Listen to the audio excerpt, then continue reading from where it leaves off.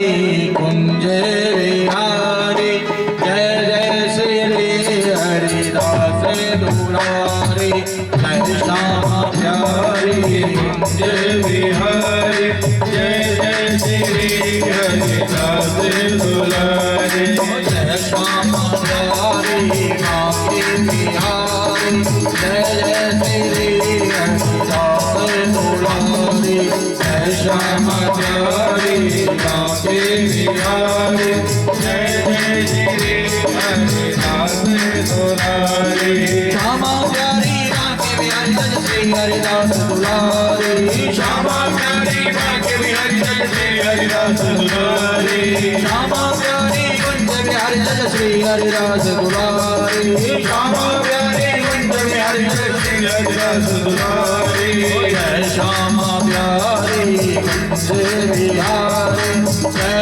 जय श्री हरिदास दुलारी जय श्यामा प्यारी कुंज बिहारी जय जय श्री हरिदास दुलारी अरे बांके बिहारी लाल की जय हो ताली सेवा करते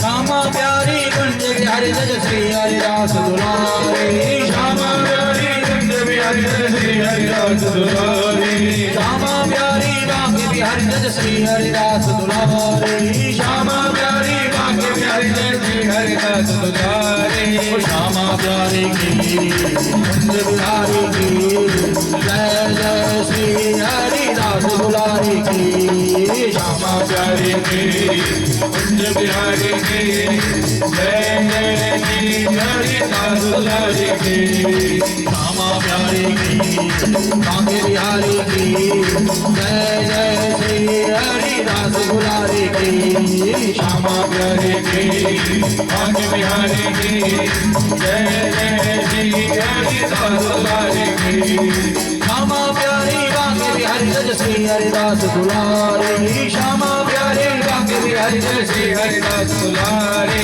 श्यामा प्यारी कुंज बिहारी जय श्री हरिदास दुलारी श्यामा प्यारी कुंज बिहारी जय श्री हरिदास दुलारी जय श्यामा प्यारी बांके बिहारी जय जय श्री हरिदास दुलारी जय श्यामा प्यारी कुंज बिहारी जय जय श्री हरिदास दुलारी जय जय श्री हरिदास दुलारी जय जय श्री हरिदास दुलारी जय जय हरिदास दुलारी जय जय श्री हरिदास दुलारी जय जय श्री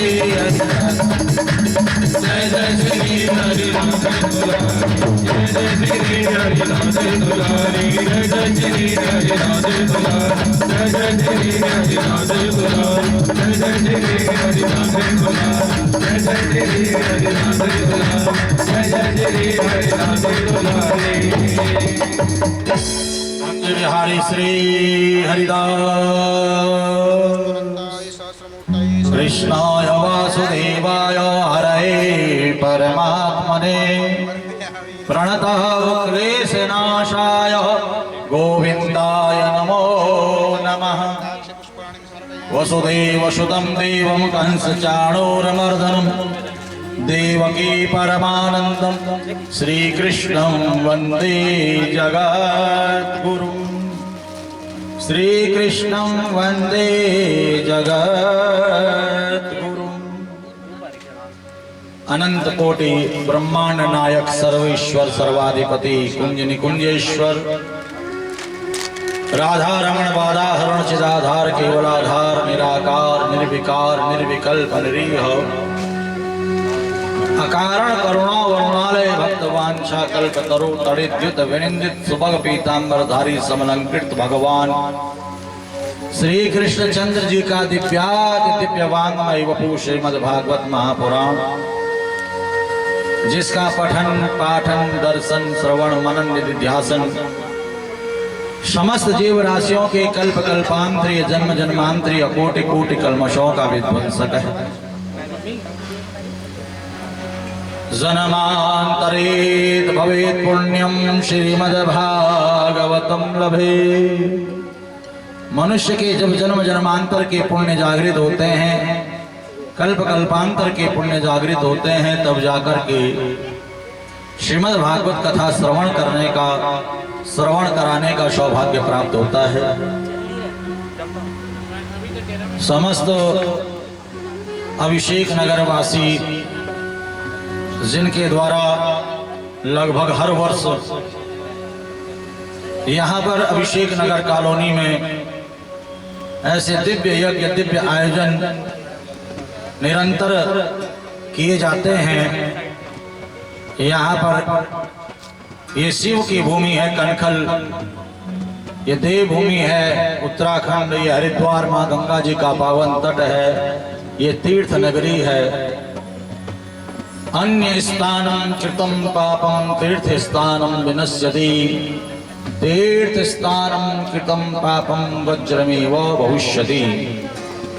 जो लोग अन्य अन्य स्थानों पर पाप कर्म करते हैं, तीर्थ स्थान में आने से उनके पाप भस्म हो जाते हैं, परंतु जो तीर्थ में आकर के या तीर्थ में रह कर के पाप कर्म करता है, उसके पाप वज्र के समान हो जाते हैं, जिन पापों के कारण अनेकों प्रकार के दुख अनेकों प्रकार के कष्ट सहन करने पड़ते हैं।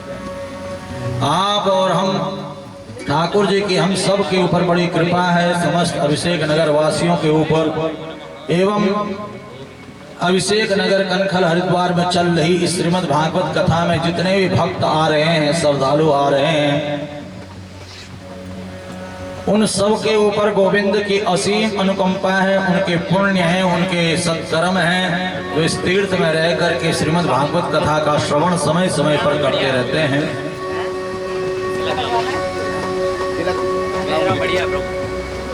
कल कथा में आप लोगों ने बहुत सुंदर भगवान की दिव्याति दिव्य लीलाओं का श्रवण किया।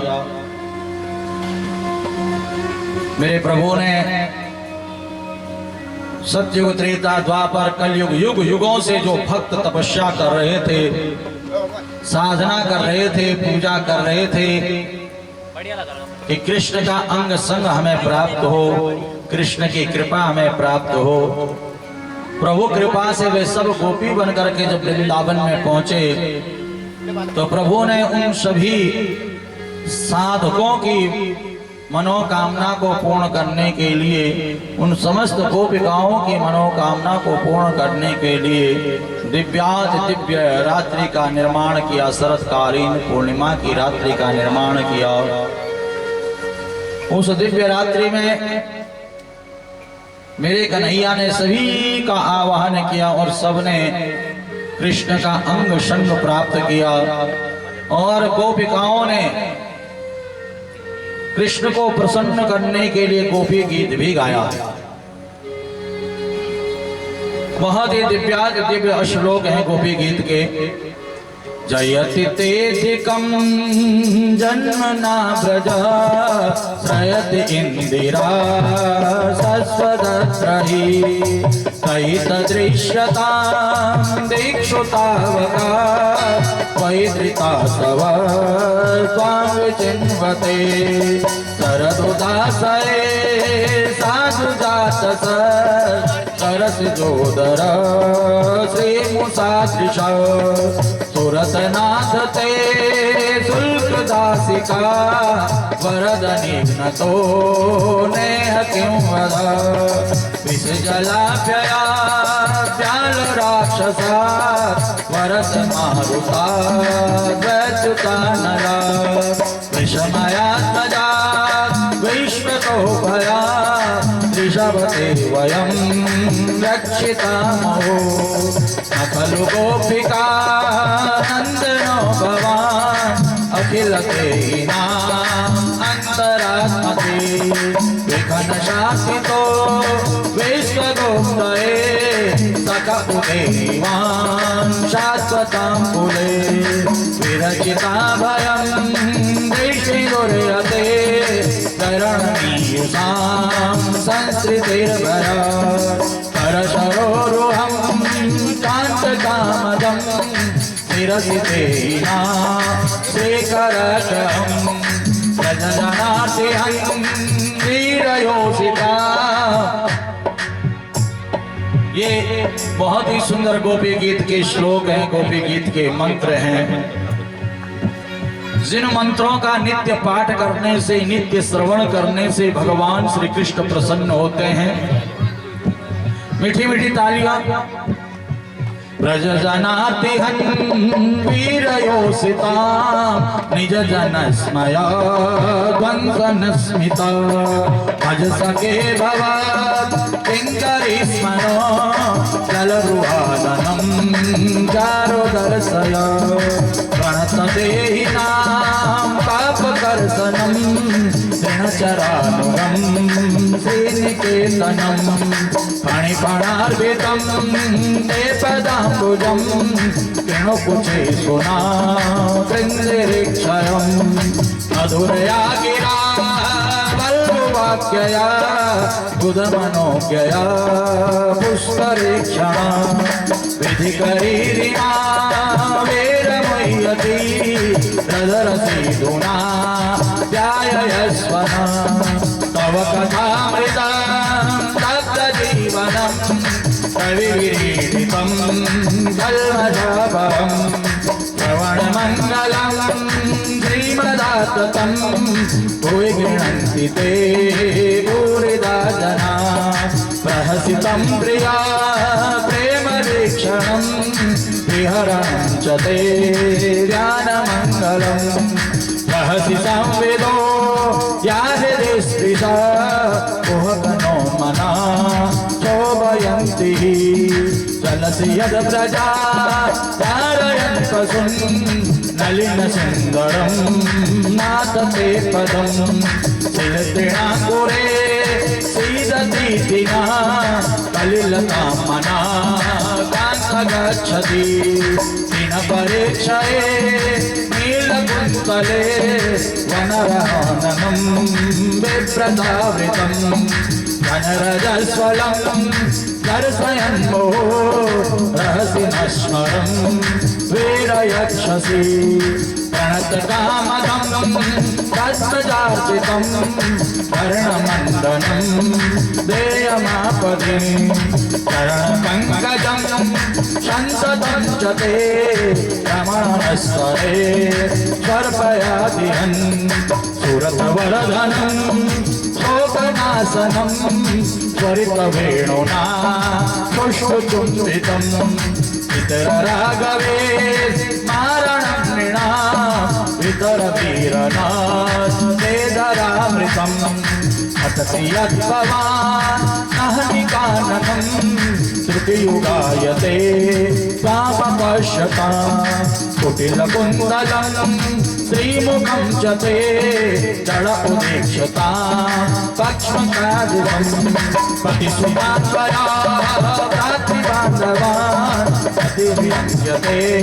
त्यच्युतागता गतिविदस्तवो गीतमोहिता हितवयोषिता अस्य जेनिति रहसि संविदं भिक्षयोदयं रहसि काननं प्रेमवीक्षणं गृहदुरश्रियो वीक्षदामते मुहूर्ति स्त्रिया मुह्यते मना प्रजवनो कथा व्यक्तरङ्गते विजिनान्त्यरं विश्वमङ्गलं विश्वमङ्गलं विश्वमङ्गलम् यत्ते सुजात चरणाम्बोरं स्तेनेषु यत्ते सुजात चरणां गुरुहं स्तनेषु भीतासने प्रियदधीमिह कर्कशेषु तेनाटवी मटसि यदतेन केस्तु ऊर्पादिभिर्भ्रमति धीर्भवदायुषानः। ये गोपिकाओं के द्वारा श्रीमद् भागवत महापुराण में गाया हुआ गोपी गीत है। ये जो गोपी गीत के श्लोक हैं, मंत्र हैं, इन मंत्रों का रोज पाठ करना चाहिए।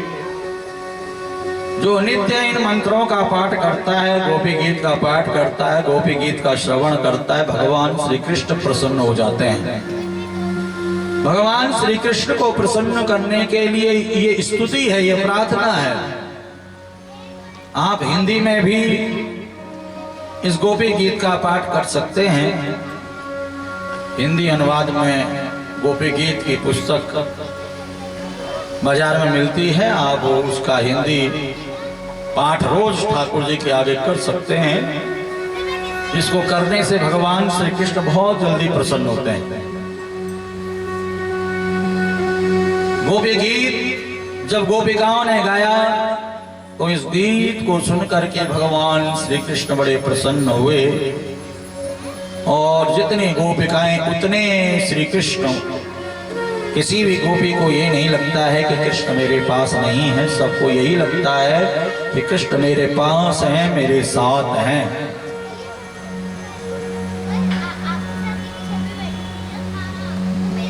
भगवान शिव भी गोपी बन करके इस महारास में आए हैं। भगवान भोले बाबा एक दिन वो भोले भंडारी बन के ब्रज की नारे रास में आ गए। पार्वती ने मना किया पर ना माने, त्रिपुरारी महारास में आ गए। और आज भी गोपेश्वर महादेव के रूप में वृंदावन में भोले बाबा विराजमान हैं। जो वृंदावन जाता है बिहारी जी का दर्शन करता है और गोपेश्वर महादेव का दर्शन नहीं करता है, उसका दर्शन अधूरा रह जाता है। बिहारी जी का दर्शन तभी पूर्ण है जब गोपेश्वर महादेव का दर्शन भी हम और आप जाकर के करें। आगे मथुरा जाकर के कंस का संहार मेरे प्रभु ने किया। द्वारिकापुरी का निर्माण करके द्वारिकाधीश हुए और देवी रुक्मणी का हरण करके कुंदिनपुर से द्वारिकापुरी लेकर के आए और द्वारिकापुरी में बहुत ही धूमधाम के साथ हर्षोल्लास के साथ देवी रुक्मणी द्वारिकाधीश का विवाह महोत्सव हुआ। कल आप सभी ने यहाँ पर खूब धूमधाम के साथ देवी रुक्मणी का विवाह महोत्सव मनाया। कन्यादान सभी ने किया, बहुत सारा दान भी आया। कल एक भक्त ने हमें कहा, गुरुजी आप पहले तो कथाओं में सब बांट देते थे, इस बार तो सब लपेट के ले गए। बड़ी वृंदावन बिहारी लाल की। मैंने कहा जब हमें जरूरत होती है तो हम ले जाते हैं, जब जरूरत नहीं होती तो बांट देते हैं। आपको क्या जरूरत आन पड़ी? तो हमारे यहाँ पर एक काम वाली माता जी हैं, उनकी बिटिया की शादी है। उन्होंने हमसे कहा कि गुरुजी कुछ हो तो हमारी मदद करना। हमने कहा तुम्हारी किस्मत का जो आ जाएगा तो हम लपेट के ले आएंगे। तो जो उनकी किस्मत का था वो हम ले गए। बोले वृंदावन बिहारी लाल की। जब हमें जरूरत नहीं होती है तो हम कथाओं में ही बांट देते हैं सबको। भैया तेरा तुझको अर्पण क्या लागे मेरा। तो कल आप सभी ने खूब दान दहेज भी यहाँ पर दिया, बहुत आनंद यहाँ पर आया। सबने खूब नृत्य भी किया, मेहंदी भी यहाँ पर सबने लगाई, बहुत आनंद यहाँ पर सबने मनाया। बहुत ही दिव्य आनंद था, बहुत ही दिव्य उत्सव था। सुखदेव जी आगे की कथा का वर्णन करते हुए कहते हैं कि कामोस्तु वासुदेवांसो दग्धः प्रागरुद्रमन्युना देहोपपत्तये भूयस्तमेव प्रतिपद्यतः। कामदेव जो शिव क्रोध से जल करके भस्म हो गए थे, वे द्वारिकाधीश के यहाँ पर देवी रुक्मणी के गर्भ से प्रथम बालक प्रद्युम्न के रूप में जन्म लेते हैं। राजा परीक्षित ने कहा कामदेव भगवान शिव के क्रोध से कब जल करके भस्म हुए, आप ये कथा भी हमें श्रवण करा दो। तो सुखदेव मुनि कहते हैं कि हे राजा परीक्षित, आपने तीर्थ दिवस की कथा में शिव और सती का पावन चरित्र यहाँ पर श्रवण किया था। श्रीमद् भागवत महापुराण में ज्यादा विस्तृत रूप से शिव सती चरित्र नहीं है, परंतु आप शिव पुराण का अध्ययन करेंगे, देवी भागवत महापुराण का अगर अध्ययन करेंगे तो उसमें शिव सती चरित्र बहुत ही विस्तृत रूप से वर्णित है। शिव सती चरित्र, सती ने जब दक्ष यज्ञ में आकर के देखा कि भगवान शिव का कोई स्थान नहीं है, तो सती ने अपने शरीर का त्याग कर दिया था। आपने कथा सुनी थी। और देवी भागवत में प्रसंग मिलता है कि भगवान शिव को बड़ा क्रोध आया, वीरभद्र की उत्पत्ति हुई, दक्ष यज्ञ को विध्वंस किया।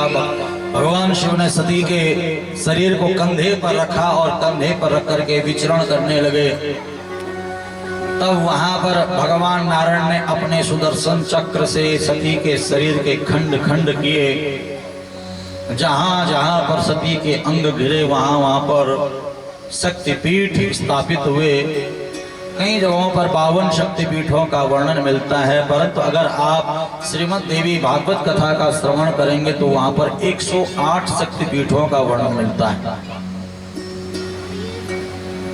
शिव समाधि में चले गए, दक्ष को बकरे का सर लगा करके जीवन दान दे करके समाधिस्थ हो गए। तारकासुर नामक एक असुर था जिसने ब्रह्मा जी से वरदान प्राप्त किया कि मेरी मृत्यु अगर हो तो शिव पुत्र के हाथों हो।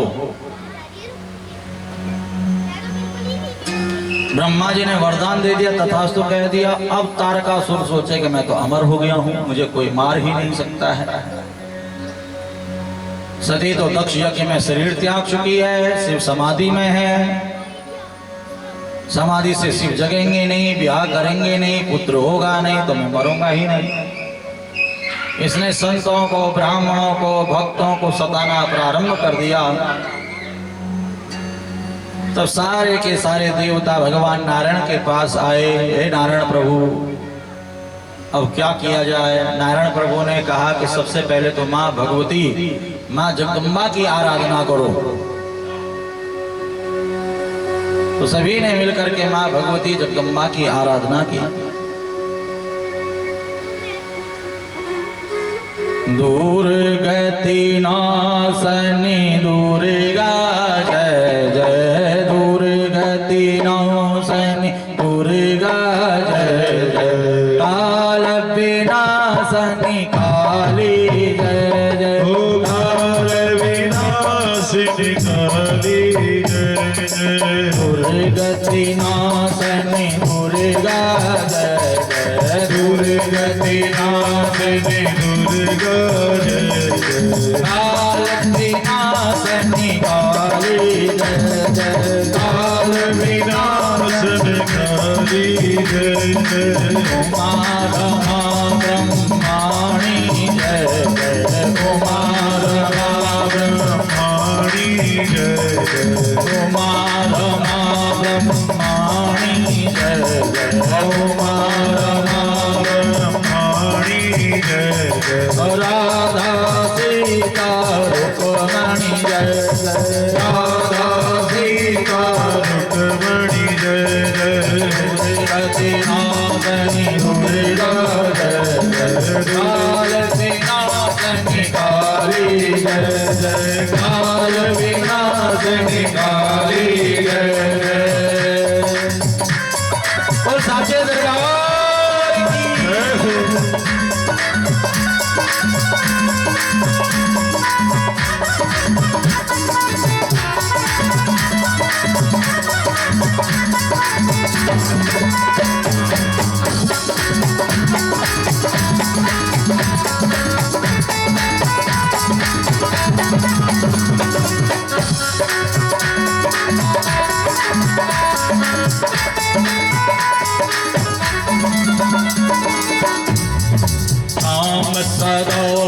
श्याम सदा शिव, श्याम सदा शिव, श्याम सदा शिव, श्याम सदा शिव, श्याम सदा शिव, श्याम सदा शिव, श्याम सदा शिव, श्याम सदा शिव, श्याम सदा शिव शंकर जय जय, श्याम सदा शिव शंकर जय जय,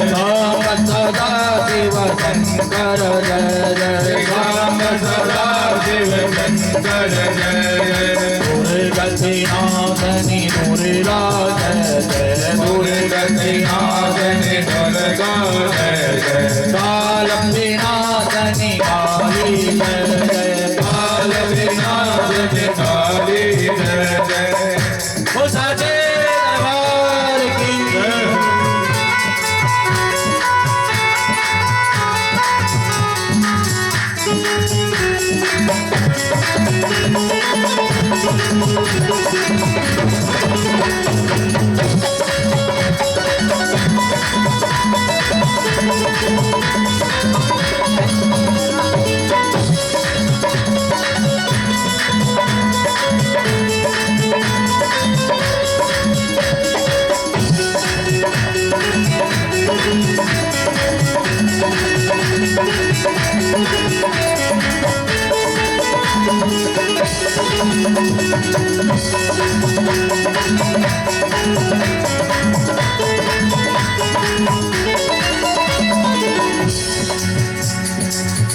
गिरिनंदनि नंदित मेदन वेश विनोदनि नंदनुते गिरिवर वेन्द्य शिरोदिनि वासन वेश विलासनि धीशुनुते भगवती हेति कांड कुटुंबन गौरी कुटुंबनि भूति कृते जय जय हे महिषासुर मर्दन कनक भरदिनि शैलसुते कनक भरदिनि शैलसुते कनक भरदिनि शैलसुते कनक भरदिनि शैलसुते।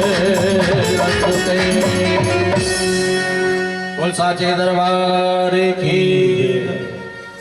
जब सभी ने मिल करके माँ भगवती माँ जगदम्बा की उपासना की, भजन किया, स्तुति की, तो माँ भगवती प्रसन्न हो गई और आकाशवाणी से कहती है कि घबराओ नहीं, हिमांचल के यहाँ पर माँ मैना के गर्भ से मैं पुत्री रूप में जन्म लूंगी। देवी भागवत में तो हिमांचल एवं माँ भगवती का बहुत विस्तृत रूप से संवाद है, बड़ी ज्ञान चर्चा है। यहाँ तक कि माँ भगवती ने अपने विराट रूप का भी दर्शन कराया है। माँ भगवती माँ पारंबा माँ जगदम्बा हिमांचल के यहाँ पर पुत्री रूप में जन्म लेती है, नाम पार्वती पड़ता है। ये वही माँ पार्वती हैं जिनको हम नौ दुर्गाओं के रूप में पूजते हैं। प्रथमम शैलपुत्री च, द्वितीयम ब्रह्मचारिणी, तृतीयम चंद्रघंटेति, कुष्मांडेति चतुर्थकम, पंचम स्कंदमादेति, षष्ठम कात्यायनी च, सप्तमम कालरात्रिति, महागौरी च चाष्टमम, नवम सिद्धदात्री च, नव दुर्गा प्रकीर्तिता। हिमांचल के यहाँ पर जन्म हुआ तो शैलपुत्री शैलजा नाम पड़ा। देवर्षि नारद ने आकर के गुरु मंत्र दिया, गुरु दीक्षा दी, ब्रह्मचारिणी बन करके तपस्या भगवान शिव को प्राप्त करने के लिए की, नाम ब्रह्मचारिणी पड़ा। तप करते करते चंद्रमा घंटे के आकार में मस्तक पर प्रकट हो गया तो चंद्र घंटा नाम पड़ा। संपूर्ण ब्रह्मांड को अपने भीतर धारण करती है, कुष्मांडा नाम पड़ा। शिव के साथ विवाह हुआ, कार्तिकेय का जन्म हुआ, कार्तिकेय का नाम स्कंद है तो स्कंद माता नाम पड़ा। कात्यायन ऋषि माँ भगवती को पुत्री रूप में पाना चाहते थे, माँ कात्यायन की पुत्री कात्यायनी बनकर के आए, नाम कात्यायनी पड़ा। रक्त बीज का संहार करने के लिए माँ काली बनकर के आई तो कालरात्रि नाम पड़ा। शिव को प्रसन्न करने के लिए, शिव को प्राप्त करने के लिए शिव कृपा से माँ गौर वर्ण की हो गई तो माँ गौरी नाम पड़ा। समस्त सिद्धियों को माँ प्रदान करती है तो माँ का नाम सिद्धदात्री है। दुर्गम नामक दैत्य का संहार माँ भगवती ने किया है तो माँ का नाम दुर्गा पड़ा। एक बार ऋषियों के ऊपर, संत ब्राह्मणों देवताओं के ऊपर संकट आ गया था। तो उस संकट का निवारण करने के लिए माँ सहस्त्रों नेत्र धारण करके आई। माँ शताक्षी नाम पड़ा। देवताओं के लिए, ऋषि मुनियों के लिए साग खाने को दिया तो शाकंभरी नाम पड़ा। तो ऐसे ही माँ भगवती ने जितनी लीलाएं की हैं उतने नाम पड़े। जैसे कन्हैया ने जितनी लीलाएं की उतने नाम पड़े, तो माँ भगवती के भी अनेकों नाम हैं। दुर्गा सहस्त्र नाम माँ भगवती के नामों से ही भरा पड़ा है। तो यहाँ पर पार्वती कठोर साधना कर रही है, तप कर रही है, परंतु शिव समाधि से नहीं उठ रहे हैं। तब कामदेव ने कहा कि मैं जाता हूं अपनी पत्नी रति के साथ और शिव को समाधि से जगाता हूं। कामदेव अपनी पत्नी रति के साथ कैलाश पर्वत पर आए और अपने पांचों बाण चला दिए। नाच गान विद्या से शिव को मोहित करना चाहा, परंतु शिव का तृतीय नेत्र खुल गया। ये तृतीय नेत्र और कोई नहीं, ये ज्ञान रूपी चक्षु है, आपके पास भी है। यदि आपका ज्ञान रूपी चक्षु खुल जाए तो काम, क्रोध, मद, लोभ, मोह, राग, द्वेष, छल, कपट आपका कुछ बिगाड़ ही नहीं सकता है, आपको स्पर्श ही नहीं कर सकता है। जो अज्ञानी होते हैं, जिनके पास ज्ञान नहीं होता है, उन्हीं को काम, क्रोध, मद, लोभ, मोह, राग, द्वेष, छल, कपट सताता है। इसीलिए कहा गया है कि ज्ञान अर्जित करो, ज्यादा से ज्यादा ज्ञान अर्जित करो, ज्ञानी बनो।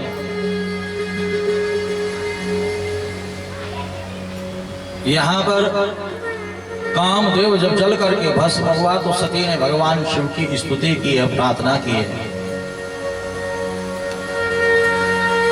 प्रत्येक व्यक्ति को शिव की प्रार्थना रोज करनी चाहिए, नित्य करनी चाहिए।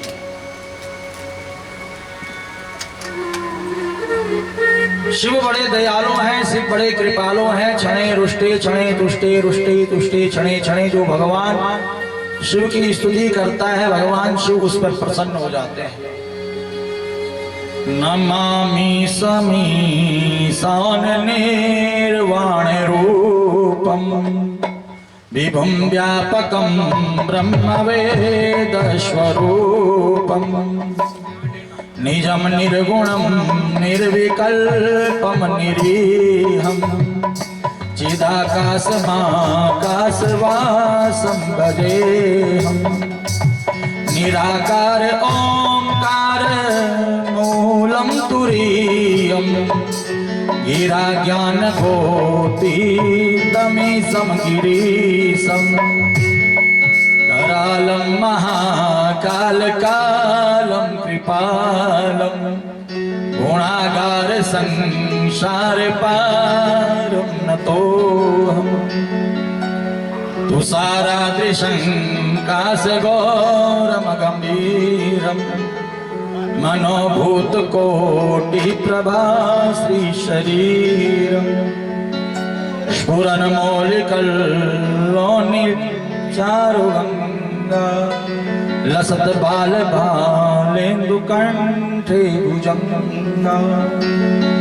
चलत कुंडलं भ्रूसुनेत्रं विशालं प्रसन्नाननं नीलकण्ठमतयालं। मृगाधीश चरमाम्बरं मुण्डमालं प्रियं शंकरं शर्वनाथं भजामि। प्रचंडं प्रकृष्टं प्रगल्भं परेशं अखंडं अजं भानुकोटि प्रकाशं। त्रयः शूलनिर्मूलनं शूलपाणि भजेऽहं भवानीपतिं भावगम्यम्।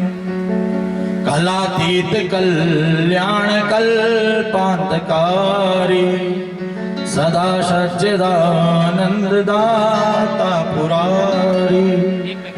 चिदानंद संदोह मोहपारी प्रसीद प्रसीद प्रभो मन्मथारी। न यावद उमानाथ पादारविंदम भजन्ति हलोके परे वानराणां। न तावत् सुखं शांति संतापनाशं प्रसीद प्रभो सर्वभूतादिवास न जानामि योगं जपं नैव पूजा न तोहं सदा सर्वदा सम्भुतोऽभ्यं जरा जन्म दुःखोदतातप्यमानं प्रभो पाहि आपन्नमामि सशम्भो प्रभो पाहि आपन्नमामि सशम्भो रुद्राष्टकमिदं प्रोक्तं विप्रेण हरितोषै ये पठन्ति नरा भक्त्या तेषां शम्भो प्रसीदति। भगवान को प्रसन्न करने के लिए, भोले बाबा को प्रसन्न करने के लिए रुद्राष्टक, साथ ही साथ शिव तांडव, शिव पंचाक्षर, अनेकों अनेकों स्तुतियां हैं, अनेकों अनेकों मंत्र हैं, जिन मंत्रों का पाठ करके हम भगवान शिव को प्रसन्न कर सकते हैं। भगवान शिव क्षणे रुष्टे क्षणे तुष्टे रुष्टे तुष्टे क्षणे क्षणे, पल में ही नाराज तो पल में ही प्रसन्न भी हो जाते हैं। और यहाँ पर देवी रति ने जब भगवान शिव से प्रार्थना की तो भगवान शिव ने कहा, देवी रति मांगो, क्या आशीर्वाद वरदान चाहिए।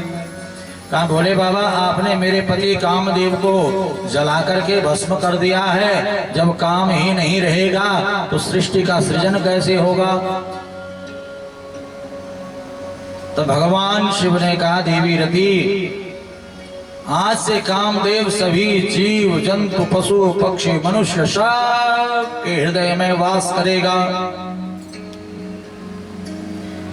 और तुम चिंता न करो, तुम समरासुर के यहाँ पर जाकर के रहो, समरासुर के यहाँ पर ही तुम्हें तुम्हारा पति कामदेव प्राप्त होगा। द्वापर के अंत में द्वारिकाधीश के यहाँ पर पुत्र रूप में जन्म लेगा। देवी रति समरासुर के यहाँ पर आ गई और इधर सुखदेव मुनि कहते हैं, कामोस्तु वासुदेवांसो दग्ध प्राग रुद्रमन्युना देहोपपत्तये भूयस्तमेव प्रतिपद्यते। जो कामदेव भगवान शिव के क्रोध से जल करके भस्म हो गए थे, वे द्वारिकाधीश के यहाँ पर देवी रुक्मणी के गर्भ से जन्म लेते हैं। और देवर्षि नारद बड़े विचित्र संत हैं। देवर्षि नारद समरासुर के यहाँ पहुंच गए। हे समरासुर, तेरे को मारने वाला तेरा काल द्वारिकापुरी में जन्म ले चुका है, कुछ कर सकता है तो कर ले। समरासुर मायावी था, आकाश मार्ग से द्वारिकापुरी पहुंचा और षष्ठे अनिजामात्रम तो प्रद्युम्नम सूतिका गृहात्, 6 दिन के बालक प्रद्युम्न को प्रसूति गृह से हरण करके ले गया, आकाश से नीचे फेंका। नीचे समुद्र में जाकर के बालक एक मछली के पेट में पहुंच गया। मछली ने इस बालक को निकल लिया, मछली के पेट में ही पल रहा था। मछुआरे ने जाल बिछा रखा था, मछली जाल में आ गई। मछुआरे ने सोचा कि महाराज समरासुर को ये मछली भेंट दे देता हूँ, मुझे बहुत सारा धन मिलेगा। मछुआरा मछली को लेकर के समरासुर के महल में पहुंच गया, समरासुर को मछली दे दी, पैसा लेकर के आ गया और समरासुर ने मछली को जो है रसोई में भेजा। रसोई में पाकशाला की अध्यक्षा देवी रति हैं। रति ने जैसे पेट चीरा तो बालक मिल गया। अब सोच रही है बालक कौन है, तो देवर्षि नारद आ गए। देवर्षि नारद ने कहा, ये कामदेव है जो शिव क्रोध से जल गए थे, द्वारिकापुरी में जन्म लिया, समरासुर ने हरण किया, आकाश से नीचे छोड़ा, मछली ने निकल लिया। मछली अब तुम्हारे पास, बालक तुम्हारे पास, इसका लालन पालन करो। और देवी रति प्रद्युम्न का लालन पालन करने लग गई और समरासुर के यहीं पर समरासुर का काल पल रहा है। कहते हैं जीवन मृत्यु यश अपयश लाभ हानि ये हमारे कर्मों के द्वारा सुनिश्चित हो जाता है। कब कहाँ जन्म लेना है, गरीब के यहाँ कि अमीर के यहाँ, कब कैसे मरना है, दुख से, बीमारी से, एक्सीडेंट से, आत्महत्या से या अपने आप ही स्वतः की जो मृत्यु है 100 साल की आयु निर्धारित है इस कलयुग में। अकाल मृत्यु मरना है कि विधि का जो विधान है उस हिसाब से शरीर छोड़ना है, ये सब हमारे कर्मों के द्वारा सुनिश्चित रहता है। जीवन मृत्यु यश अपयश, कई बार कुछ भी ना करो जाकर के खड़े हो जाओ, बड़ा यश मिलता रहे भाई इसने सब कुछ किया है। और कई बार महाराज को मेहनत करो कुछ भी नहीं मिलता है। तो ये कर्मों के द्वारा ही यश और अपयश भी सुनिश्चित रहता है। लाभ और हानि, कई लोग कुछ भी नहीं करते हैं, बस जेब में हाथ डाल करके ऑफिस पहुंच जाते हैं, कुर्सी पर बैठ जाते हैं, करोड़ों का लाभ हो जाता है। और एक व्यक्ति है सुबह से शाम तक मेहनत कर रहा है, मजदूरी कर रहा है, रिक्शा चला रहा है, तांगा चला रहा है, लोग उसे भी 10 रुपया देने में कहते हैं भैया कम कर ले थोड़ा सा। सब्जी वाला सुबह से शाम तक जो है रेड़ा लेकर के घूम रहा है, उसे भी लोग कहते हैं भैया 4 रुपए 5 रुपए कम कर ले, थोड़ा कम कर ले। वो बेचारा जो है इतनी मेहनत करता तब 200-400 रुपए कमा पाता है। तो लाभ और हानि ये भी हमारे कर्मों के द्वारा ही सुनिश्चित रहता है। अवश्यमेव भोक्तव्यम कृता कर्म शुभाशुभम, शुभ एवं अशुभ कर्मों का फल अवश्य भोगना पड़ता है, चाहे इस जन्म में, चाहे अगले जन्म में, चाहे किसी भी जन्म में भोगना तो पड़ता ही है। भीष्म पितामह बाणों की सैया पर थे, द्वारिकाधीश से पूछा कि मुझे ये बाणों की सैया क्यों मिली? मुझे 100 जन्मों का स्मरण है, मैंने कोई गलत काम नहीं किया है। द्वारिकाधीश कहते हैं पितामह आपको 100 जन्मों का स्मरण है, परंतु उससे पूर्व जन्म का आपको कुछ भी स्मरण नहीं है। उससे पूर्व आपने एक कीड़े को जो है कांटा लगा करके झाड़ियों में फेंका था, कांटों में, और उसी का परिणाम है आज आपको बाणों की सैया मिल रही है। ये जो हमारे कर्म है ये बीज की तरह पड़े रहते हैं, समय आने पर अंकुरित होते हैं। प्रत्येक किया हुआ कर्म जब उसका समय आता, जैसे हम बैंक में एफडी करते हैं या LIC करते हैं, जब उसका समय आता तभी तो उसका लाभ मिलता है। ऐसे ही हमारा कर्म जो हम कर रहे हैं समय आने पर ही फल देता है। आपने शुभ कर्म किया था, दान दिया था, पुण्य किया था, यज्ञ किया था, अनुष्ठान किया था, अच्छी सोच थी, अच्छे विचार थे, अच्छी भावनाएं थी, उसी का फल है जो अभिषेक नगर में समय समय पर श्रीमद् भागवत कथा का आयोजन होता है। अन्यथा महाराज बड़े बड़े अरबोंपति खरबोंपति पड़े हुए हैं, जीवन बीत जाता है, कथा नहीं करवा पाते हैं और कथा नहीं सुन पाते हैं। जीवन बीत जाता है, पैसों की कमी नहीं है, नौकर चाकर कमी नहीं है, पर कथा के नाम पर उनके प्रारब्ध में कथा मिलती ही नहीं है, क्योंकि पुण्य इतने है ही नहीं उनके। तो ये आप सबके अभिषेक नगर वासियों के पुण्य हैं जो आपके पुण्यों के द्वारा इस कथा से पूर्व संतोष अग्रवाल जी और निशा गुप्ता जी हमारी सीता गीता मैया आपको प्राप्त हुई, और इन्होंने यहाँ पर 7-8 कथाएं जो है सब अभिषेक नगर वासियों को जोड़ करके किया, झंडा लेकर के चली। अब इनके बाद जो है हमारी अलका मैया को जो है ठाकुर जी ने चुन लिया, शशि मैया को चुन लिया। ठाकुर जी ने कहा अलका मैया तुम आगे आ जाओ, आगे बढ़ो, इस झंडे को तुम उठाओ। आपको ठाकुर जी ने निमित्त बनाया, आपको आगे बढ़ाया, सब ने आपको सहयोग दिया, योगदान दिया। और देखो कितना सुंदर कथा से, जब कथा शुरू हो रही थी उससे पूर्व आपको कितनी चिंता हो रही होगी, कैसे होगा, क्या होगा, क्या व्यवस्था होगी, कैसे व्यवस्था होगी।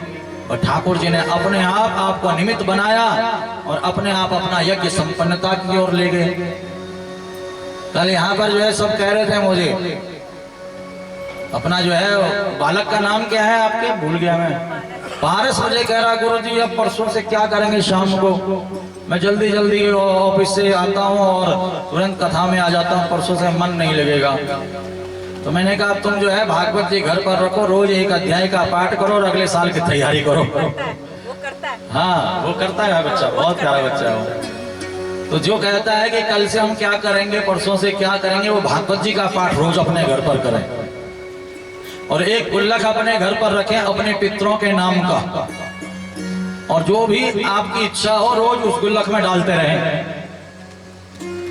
औरों को भी प्रेरित करें कि अपने पितरों के नाम का एक गुल्लक निकाल दें, और जो भी बन पड़े, जो भी सामर्थ्य श्रद्धा हो, जब भी मन में आए तो कुछ ना कुछ उस गुल्लक में डालते रहें। और जब अगली बार फिर नवंबर आएगा, क्योंकि ये महीना बहुत अच्छा है, न ज्यादा गर्मी है न ज्यादा सर्दी है, बहुत पवित्र महीना भी है, तो जब अगली बार फिर से ऐसे ही महाराज ज्ञान रूपी गंगा यहाँ पर बहाओ, ऐसे ज्ञान रूपी गंगा में गोता लगाओ, ऐसे ही जो है प्रभु की चरित्रों का श्रवण, ऐसे ही उत्सव यहाँ पर मनाओ। तो ये जन्म जन्मांतर के पुण्य होते हैं, जो ऐसा यज्ञ होता है, ऐसा अनुष्ठान होता है, ऐसी कथा का श्रवण करने का सौभाग्य हमको प्राप्त होता है। बोले श्रीमद् भागवत महापुराण की। तो महाराज समरासुर के यहीं पर समरासुर का काल पल रहा था, और एक दिन धीरे धीरे जब ये बड़ा हुआ, देवी रति ने संपूर्ण मायावी विद्याओं का ज्ञान प्रद्युम्न को दिया। प्रद्युम्न ने समरासुर को ललकारा, बड़ा युद्ध हुआ। इस युद्ध में जो है समरासुर मारा गया। बोले भक्त वत्सल भगवान की। देवी रति और प्रद्युम्न द्वारिकापुरी गए। द्वारिका वासियों ने खूब स्वागत सत्कार किया। नारद जी ने द्वारिकाधीश को बताया, यही आपका बालक है जिसका हरण समरासुर करके ले गया था। द्वारिकाधीश ने पुत्र एवं पुत्र वधू के रूप में प्रद्युम्न एवं देवी रति को स्वीकार किया। सुखदेव जी कहते हैं कि जो इस कथा का श्रवण मनन चिंतन करता है, प्रभु हर स्थिति परिस्थिति में रक्षा करते हैं। राजा परीक्षित ने कहा, गुरुदेव आपने तो एक ही विवाह के बारे में श्रवण कराया, हमने तो सुना है द्वारिकाधीश के बहुत सारे विवाह हुए हैं, और द्वारिकाधीश को मिथ्या कलंक भी लगा है। ये मिथ्या कलंक क्यों लगा, कब लगा, ये पूरी कथा आप हमें श्रवण कराओ। सुखदेव जी कहते हैं, सत्राजिताश्वतनया कृष्णाय कृतकिल्बिषा सम्यन्तकेन मणिना स्वयं उद्यत दत्तवान। सत्राजित नामक एक राजा है, जो भगवान सूर्य की तपस्या करता है, और सूर्य के द्वारा एक मणि उसको प्राप्त होती है, और वो मणि इतनी दिव्य थी, जब वो मणि धारण करके निकलता है, ऐसा लगता है जैसे सत्राजित नहीं सूर्य भगवान आ रहे हों। सत्राजित द्वारिकाधीश की सुधर्मा नामक सभा में जब पहुंचा, सबने उठ करके स्वागत किया कि सत्राजित को देख करके कि सूर्य नारायण भगवान आ रहे हैं। द्वारिकाधीश ने कहा, ये सूर्य नारायण नहीं, ये तो सत्राजित है। इसके पास सूर्य द्वारा दी गई एक मणि है, जिसे धारण करके आया है। और क्रूर जी ने कहा, ये मणि हमें दे दो, हमारे द्वारिकाधीश धारण करेंगे, बड़े सुंदर लगेंगे। सुंदर तो ही और सुंदर लगेंगे। सत्राजित ने मणि देने से मना कर दिया। वापिस घर आया, महल में आया, अपने खजाने में मणि रख दी, तारा खजाने को लगा दिया। समय बीतता गया। एक दिन सत्राजित का भाई प्रसेनजित बिना किसी को बताए खजाना खोल करके, खजाने में से मणि निकाल करके और मणि को धारण करके शिकार खेलने के लिए वन में चल पड़ा। लौट करके नहीं आया। सत्राजित ने आज अपना खजाना खोला तो मणि नहीं दिखाई दी। मन में आया, ओहो द्वारिकाधीश ने मणि चुरा ली है। मांग रहे थे, मैंने दिया नहीं तो चोरी कर दी। अब ये बात किसको बताई जाए? तो सबसे निकट होती है पत्नी अर्धांगिनी। तो अपनी पत्नी को कहा कि देवी एक बात बताना चाहता हूं, किसी को मत बताना। और माताओं को कोई बात बता दी जाए और साथ में कह दिया जाए किसी को मत बताना, तो क्या ऐसा हो सकता है कि बात हजम हो जाए? पूरा हाजमोला की शीशी खाली हो जाएगी पर बात हजम नहीं होगी। ये माताओं को महाराज युधिष्ठिर का श्राप है। जब महाभारत युद्ध संपन्न हुआ, महाराज युधिष्ठिर ने युद्ध में मारे गए अपने स्वजनों के निमित्त जलांजलि तिलांजलि दे दी। तब कुंती ने कहा कि बेटा एक जलांजलि और दो ना। किसके लिए? सबको तो दे दिया। कहा सूर्य पुत्र कर्ण कोई और नहीं तुम्हारा बड़ा भाई, उसके लिए जलांजलि दो। कहा हमारा बड़ा भाई? कहा तुमसे एक बात छुपाई थी, आज बताती हूँ। जब मैं कुंवारी थी तो गुरुजी ने गुरु मंत्र दिया, का इस मंत्र का जाप करने से जिस देवता को याद करोगी वो देवता तुम्हारे पास आएगा। अब मैंने सोचा गुरुजी ने मंत्र असली दिया कि नकली दिया, जरा परीक्षा ले लो मंत्र की। तो मंत्र की परीक्षा लेने के लिए मैंने सूर्य भगवान का ध्यान किया। सूर्य भगवान आ गए, कहने लगे क्या चाहिए? कहा मुझे कुछ नहीं चाहिए, मैं तो मंत्र की परीक्षा ले रही थी। कहा अब बुलाया है तो कुछ दे करके जाऊंगा। जाओ, तुम्हें एक संतान होगी जो बड़ी दानवीर होगी, बड़ी वीर होगी, सूरवीर होगी। सूर्य भगवान ये आशीर्वाद दे करके चल पड़े। कुंवारेपन में बालक हुआ, लोक लाज कुल खानदान की मान मर्यादाओं को देखते हुए उस बालक को टोकरी में रख करके दासियों द्वारा जमुना जी में बहा दिया। आगे वही बालक सूर्य पुत्र कर्ण के नाम से, दानवीर कर्ण के नाम से विख्यात हुआ। उसके लिए जलांजलि दो। महाराज युधिष्ठिर कहते हैं माँ तुमने इतना बड़ा रहस्य छुपाया, अगर पहले ही बता देती तो हम महाभारत युद्ध होने नहीं देते, बड़े भैया की सेवा में लग जाते। तुमने इतना बड़ा रहस्य छुपाया, जाओ हम तुम्हें नहीं संपूर्ण नारी जाति को श्राप देते हैं कि कोई भी स्त्री अपने मन में बड़े से बड़ा रहस्य नहीं रख पाई, कहीं ना कहीं तो बता ही देगी। और वही बात यहाँ पर हुई। सत्राजित ने अपनी पत्नी को कहा किसी को मत बताना, हमारे पास एक मणि थी, वो द्वारिकाधीश ने चुरा दी है। मांग रहे थे, मैंने दिया नहीं तो चोरी कर दी, तो बचपन का ही चोर है। कभी किसी का दूध चुराया, कभी दही चुराया, कभी मक्खन चुराया, कभी चीर चुराया, अब पैसे भी चुराने लग गया। अब महाराज सत्राजित की पत्नी को पूरी रात नींद नहीं आई। अब ये बात किसको बताऊं, बड़ी बेचैन। उतने में कोई सहेली उसको मिल गई। कहा देख बहन एक बात बताती हूँ और तू किसी को मत बताना, तुझे मेरी कसम है। हाँ हाँ बहन तेरी कसम, किसी को नहीं बताऊंगी। उसने सारी बात बता दी। अब वो आ गए महाराज, उसको 4 दिन तक नींद ना आई। जिसको पता चला ये बात, अब वो किसको बताए, तो उसको भी एक सहेली मिल गई बढ़िया सी। कहा बहन मैं फलाने के घर से आई और उसने मुझे बताया कि ऐसा ऐसा हो गया है, तो मणि चोरी हो गई, द्वारिकाधीश ने चुराई। उसने 2 की 4 करके बता दिया। कई माताओं की आदत होती है ना, बात इतनी सी होती है और पहुंचते पहुंचते आगे इतनी बड़ी हो जाती है, बात कुछ भी नहीं होती है और बहुत बड़ी बन जाती है। माताओं का कईयों का स्वभाव होता है। अब यहाँ पर महाराज उसने किसी और को बात फैलते फैलते फैलते फैलते द्वारिकाधीश तक पहुंच गई। द्वारिकाधीश ने कहा भैया दूध चुराया, दही चुराया, मक्खन चुराया, ब्रजवासियों की रक्षा के लिए चुराया, परंतु रुपया किसी का नहीं चुराया। अब ये मणि चोरी का जो कलंक लगा है इसको तो दूर करना ही होगा। अपने सेवकों से कहा, सिपाहियों से कहा भाई पता लगाओ मणि कहाँ है। सिपाहियों ने पता लगाया गुप्तचरों ने कि सत्राजित का भाई परसेन जंगल में गया है, शिकार खेलने के लिए आया नहीं है, मणि लेकर के गया था। ढूंढो परसेनजीत को। जंगल में ढूंढा तो पता चला कि एक जगह पे मरा पड़ा है, मणि नहीं है इसके पास। अब इसको किसने मारा? का शेर ने मारा। शेर को ढूंढो, ढूंढते ढूंढते एक जगह शेर भी मरा हुआ है। शेर के पास भी मणि नहीं मिली। शेर को किसने मारा? का रिछ ने मारा। का रिछो को ढूंढो, ढूंढते ढूंढते गुफा नजर आई।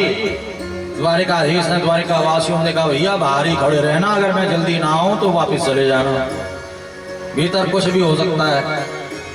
द्वारिकाधीश भीतर गए और भीतर जो एक कन्या उस मणि से खेल रही थी। द्वारिकाधीश को देख करके जोर जोर से चिल्लाने लगी। रिछ भागा भागा आया और द्वारिकाधीश के साथ युद्ध करने लगा। कई दिनों तक युद्ध चला, ऋच की नस नस ढीली पड़ गई, पैर पकड़ लिया द्वारिकाधीश का।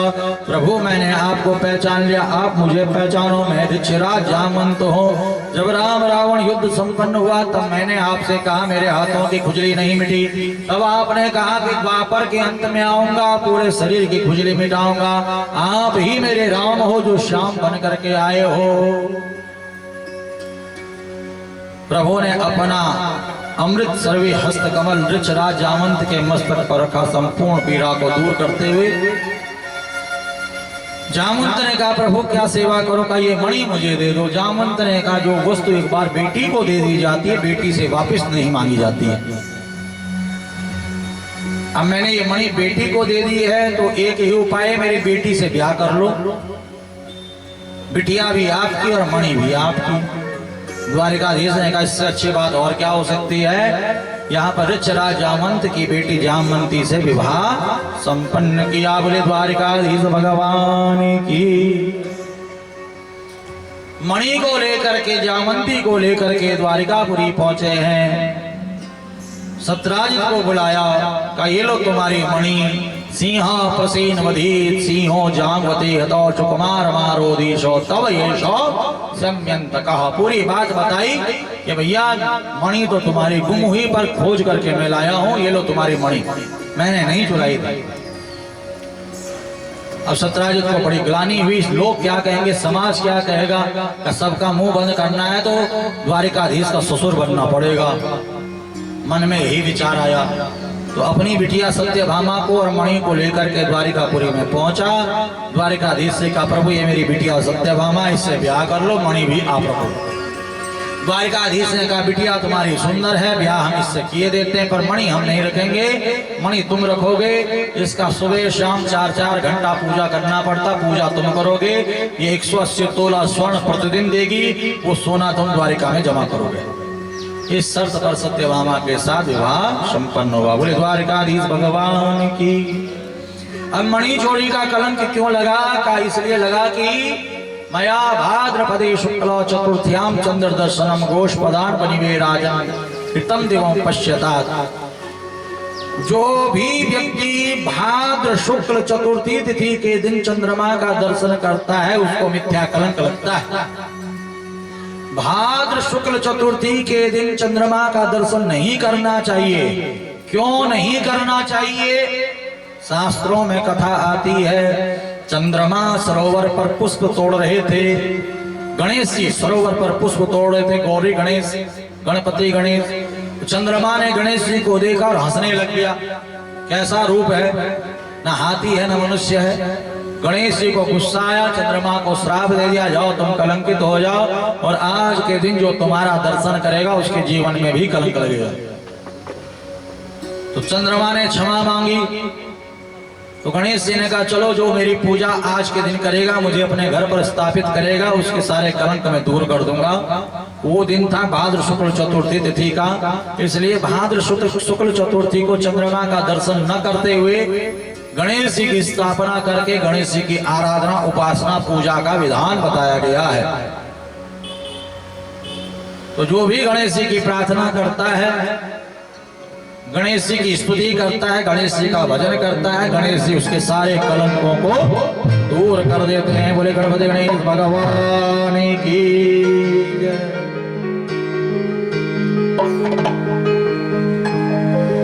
आओ अंगना पधारो श्री गणेश, माता गौरा जी के लाडले गणेश जी। आओ अंगना पधारो श्री गणेश।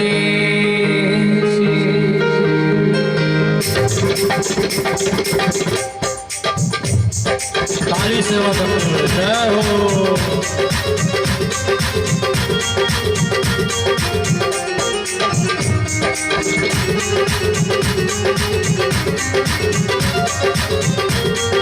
अभी हो।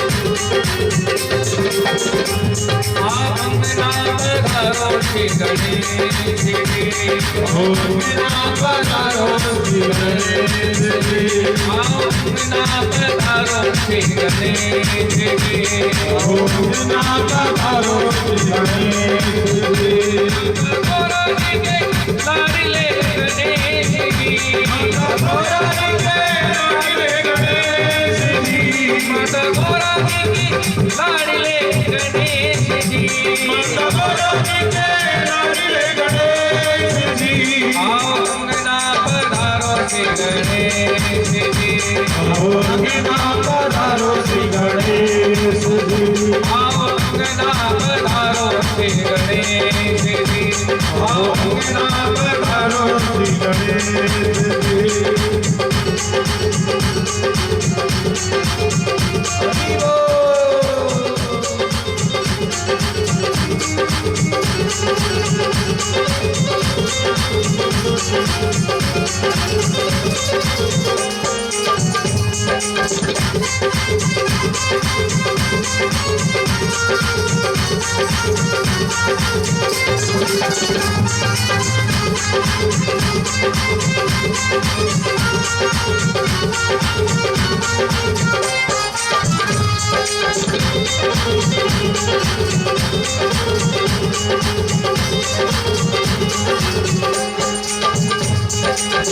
बद में तुमको जो भी जाए, बद में तुमको जो भी जाए, बद में तुमको जो भी जाए, बद में तुमको जो भी जाए, रिद्धि सिद्धि का फल वो पावे, रिद्धि सिद्धि का फल वो पावे, सकल गले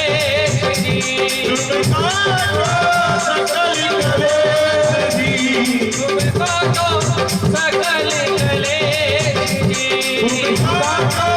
सकल गले अंगना पधारो श्री गणेश जी, अंगना पधारो श्री गणेश जी, अंगना पधारो श्री गणेश जी, अंगना पधारो श्री गणेश जी। गणपति गणेश भगवान की नारी सेवा।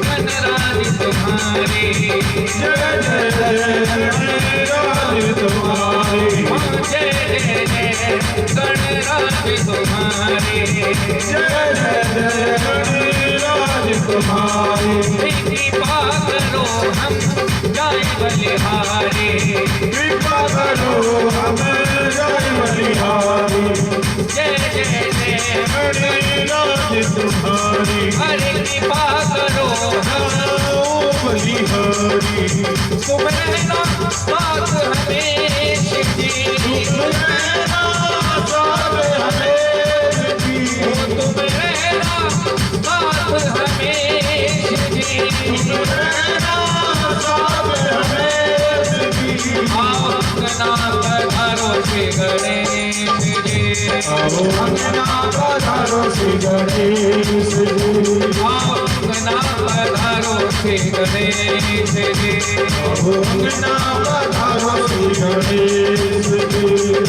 गणपति बप्पा मोरया, मंगल मूर्ति मोरया, गणपति बप्पा मोरया, मंगल मूर्ति मोरया, गणपति बप्पा मोरया, मंगल मूर्ति मोरया, गणपति बप्पा मोरया, मंगल मूर्ति मोरया, बप्पा मोरया रे, बप्पा मोरया रे, बप्पा मोरया रे, बप्पा मोरया रे, बप्पा मोरया रे, बप्पा मोरया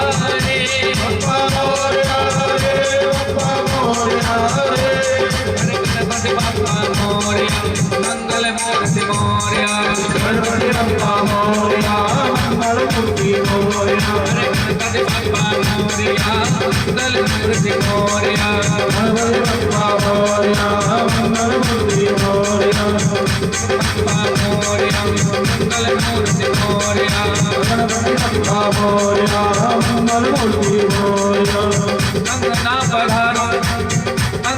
पधारो आओ अंगना पधारो श्री गणेश जी आओ अंगना पधारो श्री गणेश जी आओ अंगना पधारो श्री गणेश जी आओ अंगना पधारो श्री गणेश जी आओ अंगना पधारो श्री गणेश जी आओ अंगना पधारो श्री गणेश जी। बोले गणपति गणेश भगवान की जय। विघ्नेश्वराय वरदाय शूरप्रियाय लंबोदराय सकलाय जगद्दिताय नागाननाय श्रुतियज्ञ विभूषिताय गौरीसुताय गणनाथ नमो नमस्ते। गणेश जी समस्त विघ्नों को दूर करने वाले विघ्न विनायक हैं और सबसे पहले गणेश जी की ही पूजा की जाती है। जब तक गणेश जी की पूजा नहीं की जाए तब तक कोई भी देवी देवता पूजन को ही स्वीकार नहीं करता है। इसलिए जब भी हम कोई कार्य प्रारंभ करते हैं, चाहे वो पूजा हो, पाठ हो, यज्ञ हो, अनुष्ठान हो, सबसे पहले गणेश जी का ही ध्यान किया जाता है, गणेश जी की पूजा की जाती है, गणेश जी का ही स्मरण किया जाता है। भीष्मी जामवती भामा सत्या भद्रा च लक्ष्मणा कालिंदी मित्र विद्या चेत्यष्टो पट्टमः स्त्रिया। पहला विवाह भगवान का देवी रुक्मणी के साथ, दूसरा विवाह जामवंती के साथ, तीसरा विवाह सत्यभामा के साथ, चौथा रुक्मणी के साथ, पांचवा शिव्या के साथ, छठा नागनियति, सातवां भद्रा, आठवां लक्ष्मणा। ये विवाह तो अलग अलग प्रभु के हुए हैं। भौमासुर नामक एक राजा है जो कि राक्षस है। उसने बहुत सारी राजकुमारिकाओं को अपने बंदी गृह में बंद कर रखा है। राजकुमारिकाओं ने पत्र लिख करके जैसे तैसे द्वारिकाधीश तक पहुंचाया, प्रभु आप सबकी रक्षा करते हो, हमारी भी तो रक्षा करो। द्वारिकाधीश ने आकर के भौमासुर नामक व्यक्ति का संहार किया, इन राजकुमारिकाओं को बंधन मुक्त किया, कहा अपने अपने घरों को जाओ। कहा प्रभु इतने दिन तक इस राक्षस के यहाँ रही हैं, अब हमें कौन अपनाएगा, कौन ब्याह करेगा। कहा तुम सब कितनी हो। कहा 16,100। कहा जिन्हें कोई नहीं अपनाता उन्हें हम अपनाते हैं। प्रभु ने तुरंत 16,100 रूप धारण किए और एक ही मुहूर्त में 16,100 राजकुमारिकाओं के साथ पाणी ग्रहण संस्कार संपन्न किया। बोले द्वारिकाधीश भगवान की। अब द्वारिकाधीश के 16,108 विवाह हो गए। प्रत्येक रानी महारानी पटरानी को द्वारिकापुरी में अलग अलग महल बना करके दिया। किसी भी रानी महारानी पटरानी को ये नहीं लगा कि द्वारिकाधीश हमारे पास नहीं है। सबको यही लगता है कि द्वारिकाधीश हमारे पास हैं। प्रत्येक रानी महारानी पटरानी से 10-10 बेटा और एक एक बेटी भी हुई है। इतना बड़ा कुटुंब परिवार द्वारिकाधीश का है। राजा परीक्षित कहते हैं कि हमने सुना है कि बाणस्य तनयाम ऊषाम उपयेमे यदुत्तमः तत्र युद्धमभूत्तोरम हरिशंकरयोर्महत्। भगवान शिव और द्वारिकाधीश का युद्ध हुआ है। कहाँ हुआ है, कब हुआ। का बाणासुर नामक एक राजा है जिसकी बेटी है ऊषा। वो स्वप्न में एक पुरुष को देखती है और कहती है कि मैं इसी से ब्याह करूंगी। अपनी सहेली से कहती है चित्रलेखा से। चित्र बनाने में कुशल थी, उसने जैसे ही अनिरुद्ध का चित्र बनाया का यही है, इसी से मैं ब्याह करूंगी। चित्रलेखा माया भी थी, द्वारिकापुरी गई और द्वारिकाधीश के पुत्र अनिरुद्ध को द्वारिकाधीश के पुत्र प्रद्युम्न का पुत्र अनिरुद्ध इसको पलंग सहित उठाया और उठा करके चित्रलेखा ने बाणासुर की पुत्री उषा के कक्ष में छोड़ दिया और गंधर्व विधि से ब्याह हुआ। अब कई दिन हो गए, सिपाहियों को लगा कि राजकुमारी के साथ कोई पुरुष है। महाराज को जाकर के बताया, महाराज ने आकर के देखा, अनिरुद्ध को पकड़ा और जेल में डाल दिया। द्वारिकाधीश को देवर्षि नारद ने सब बात बताई। द्वारिकाधीश गए तो देखा तो द्वार पर जो है भोले बाबा खड़े हैं। राम राम राम राम। अरे भोले बाबा आप यहाँ क्या कर रहे हो? का चेला है बाणासुर। इसने कहा है कि जब भी मेरे ऊपर कोई संकट आए तो मेरे द्वार पर खड़े रहना है, मेरे ऊपर संकट आने नहीं देना है। अब चेले की रक्षा के लिए यहाँ खड़ा हूँ। आप यहाँ क्यों आए प्रभु? तुम्हारा चेला हमारे अनिरुद्ध को जेल में बंद किया है, उसे लेने आयो। हटो आगे से। भोले बाबा ने कहा ऐसे कैसे हटो? अगर हट गया तो कौन मेरी भक्ति करेगा? युद्ध करना होगा आपको। तो युद्ध प्रारंभ हुआ। विशाल युद्ध का वर्णन है। इस युद्ध में द्वारिकाधीश ने अपना एक ऐसा बाण चलाया जिससे भोले बाबा को नींद आ गई। द्वारिकाधीश ने भीतर जाकर के बाणासुर से युद्ध किया, इसकी सभी भुजाएं काट दी। चारों भुजाएं जब इसकी रह गई तो युद्ध छोड़ करके भाग गया। इधर भोले बाबा भी नींद से जग गए। भोले बाबा ने द्वारिकाधीश से कहा, प्रभु चेला बच गया कि मर गया? भोले बाबा ने जब ये बात कही तो द्वारिकाधीश कहते, भोलेनाथ आपका चेला मेरा चेला कोई अंतर थोड़ी नहीं है। आपका भक्त कोई गलती करता है तो उसे मैं दंड देता हूँ, और मेरा भक्त कोई गलती करता तो आप दंड देते हो। ये विधान है। जैसे घर में माँ अगर बच्चे से ज्यादा प्रेम करती है तो माँ बच्चे को नहीं डांटती फटकारती है। पिता कभी कभी डांट देता है जब बच्चा गलती करता तो, और पिता अगर बच्चे से ज्यादा लाड करता है तो पिता नहीं डांटता कभी बच्चे को। ज्यादा बिगड़ जाने पर माँ ही डांट लगाती है कि गलत काम कर रहा है। तो ऐसे ही जो भगवान शिव के भक्त होते हैं, शिव उन्हें कुछ नहीं कहते, परंतु भगवान नारायण उन्हें दंड देते हैं। और जो नारायण के भक्त होते हैं तो नारायण कभी कुछ नहीं कहते उन्हें, शिव उन्हें दंड देते हैं। द्वारिकाधीश कहते हैं तुम्हारे चेले को अपना ही रूप दे दिया है, चतुर्भुज रूप।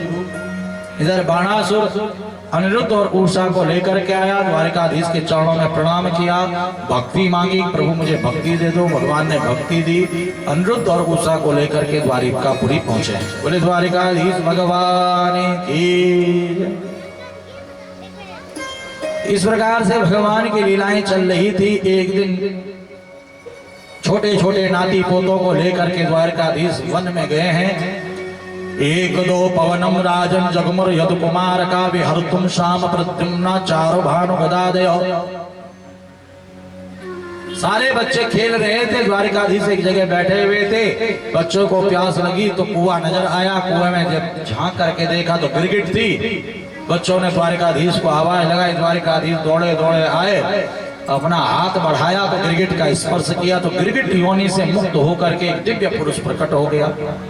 सौत्तम श्लोक कराभिवृष्टो विहाय सद्य कुकुला स्वरूपम संतप्त चामी करचार वर्ण स्वयं बुलातंग रणम्बरस्त्र। दिव्य उत्तम श्लोक भगवान के कर स्पर्श से तुरंत निकृष्ट योनि से मुक्त होकर के देव रूप में प्रकट हो गया। उसका शरीर स्वर्ण के समान चमक रहा था और वह दिव्य आभूषणों से, दिव्य वस्त्रों से, दिव्य मालाओं से सुशोभित था। भगवान की स्तुति करने लगा। भगवान ने कहा पहले अपना परिचय दो, तुम कौन हो? कहा प्रभु दानियों की लिस्ट आपके सामने कभी आई होगी तो सबसे ऊपर आपने मेरा नाम देखा होगा, राजा नृग। कहा भाई तूने ऐसा क्या दान किया जो सबसे ऊपर तेरा नाम है? कहा प्रभु आकाश में जितने तारे हैं शायद कोई गिन ले, पृथ्वी पर जितने बालू के कण हैं शायद कोई गिन ले, पर जितना मैंने दान पुण्य किया है कोई गिन नहीं सकता है। तो भाई तू जब इतना बड़ा दानी है तो ये गिरगिट योनि में क्यों आ गया? कहा प्रभु एक दिन कुछ संत ब्राह्मण भजन करते हुए मेरे घर पर आए उनको मैंने दान दिया, परंतु वे संतुष्ट होकर के नहीं गए। समय बीतता गया, शरीर छोड़ करके धर्मराज की सभा में पहुंचा। धर्मराज ने कहा, पाप का फल भोगोगे कि पुण्य का फल भोगोगे? मैंने कहा, पाप अधिक है कि पुण्य अधिक है? का पुण्य तो बहुत सारा है, पाप बहुत थोड़ा है। अब पहले मुझे पाप का ही फल भुगवा दो। तो उस पाप के परिणाम स्वरूप मुझे गिरगिट योनि में आना पड़ गया। 30,000 वर्षों से गिरगिट योनि में हूं। पुण्य अधिक होने के कारण गिरगिट योनि में भी भजन करता रहा। भजन करते करते करते करते पाप नष्ट हो गया। आपका कर स्पर्श मिला, आपका ही रूप मिल गया है और अब आपके वैकुंठ लोक जा रहा हूं। बोले भक्तवत्सल भगवान की जय। देखते ही देखते गिरगिट योनि से मुक्त वह परम पुरुष भगवान के लोक चले गया। और द्वारिकाधीश ने सभी नाती पोता द्वारिका वासियों को शिक्षा दी, साथ ही साथ इस लीला के माध्यम से हम सबको भी शिक्षा दी है। जब राजा मृग अपने कर्म प्रभाव से नहीं बच पाया तो आप लोग कैसे बच पाओगे? आपने क्या दान पुण्य किया, जरा सोचिए, विचार कीजिए। अगर हम अच्छा नहीं बोल सकते हैं तो किसी संत ब्राह्मण भक्त के लिए बुरा भी मत बोलना। अच्छा नहीं सोच सकते हैं तो बुरा भी मत सोचना, और अच्छा नहीं कर सकते हैं तो बुरा भी मत करना। परंतु अच्छा हमसे हो नहीं रहा है और मनसा वाचा कर्मणा, अगर हम बुरे कर्म कर रहे हैं तो उसी के परिणाम स्वरूप जीवन में दुख आता है, कष्ट आता है और संकट आता है। अरे आप कहो कि सामने वाले ने ये कर दिया, अरे सामने वाला जो कर रहा है उसको करने दो, उसका कर्म है, प्रभु उसका दंड अवश्य देंगे। अगर आपको प्रभु पे भरोसा है तो, प्रभु पे अगर परमात्मा पे भरोसा है तो महाराज उसका दंड उसे अवश्य मिलेगा। परंतु आपको ज्यादा चतुर और ज्यादा सियाना होने की आवश्यकता नहीं है। कई लोग जो है आदत होती है अपने आप को ही सर्वश्रेष्ठ मानते हैं, अपने आप को ही ज्यादा चतुर चालाक समझते हैं, फिर भगवान उनका साथ कभी नहीं देता है। भगवान उन लोगों का साथ देता है जो भगवान को ही समर्पित करते हैं। प्रभु आपने ही देखना है, अच्छा हो या बुरा हो आपने ही देखना है। अब सौंप दिया इस जीवन का सब भार तुम्हारे हाथों में है, जीत तुम्हारे हाथों में और हार तुम्हारे हाथों में। अगर प्रभु के हाथ में डोरी सौंपनी है तो विश्वास के साथ सौंपनी है, भरोसे। जैसे आप किसी बस में बैठते हो, गाड़ी में बैठते हो, ड्राइवर के साथ बैठते हो कि नहीं बैठते हो? किस किस के यहाँ ड्राइवर है, गाड़ी चलाने वाला? हाथ खड़ा करो। सबके यहाँ है। चलो ड्राइवर नहीं है, टैक्सी तो करते होंगे कभी ना कभी, टैक्सी, बस, ट्रेन, हेलीकॉप्टर बैठते हो। कितना भरोसा होता है आपको ड्राइवर पर, बताओ जरा, भरोसा है कि नहीं है? तभी तो बेफिक्र होकर के बैठते हो।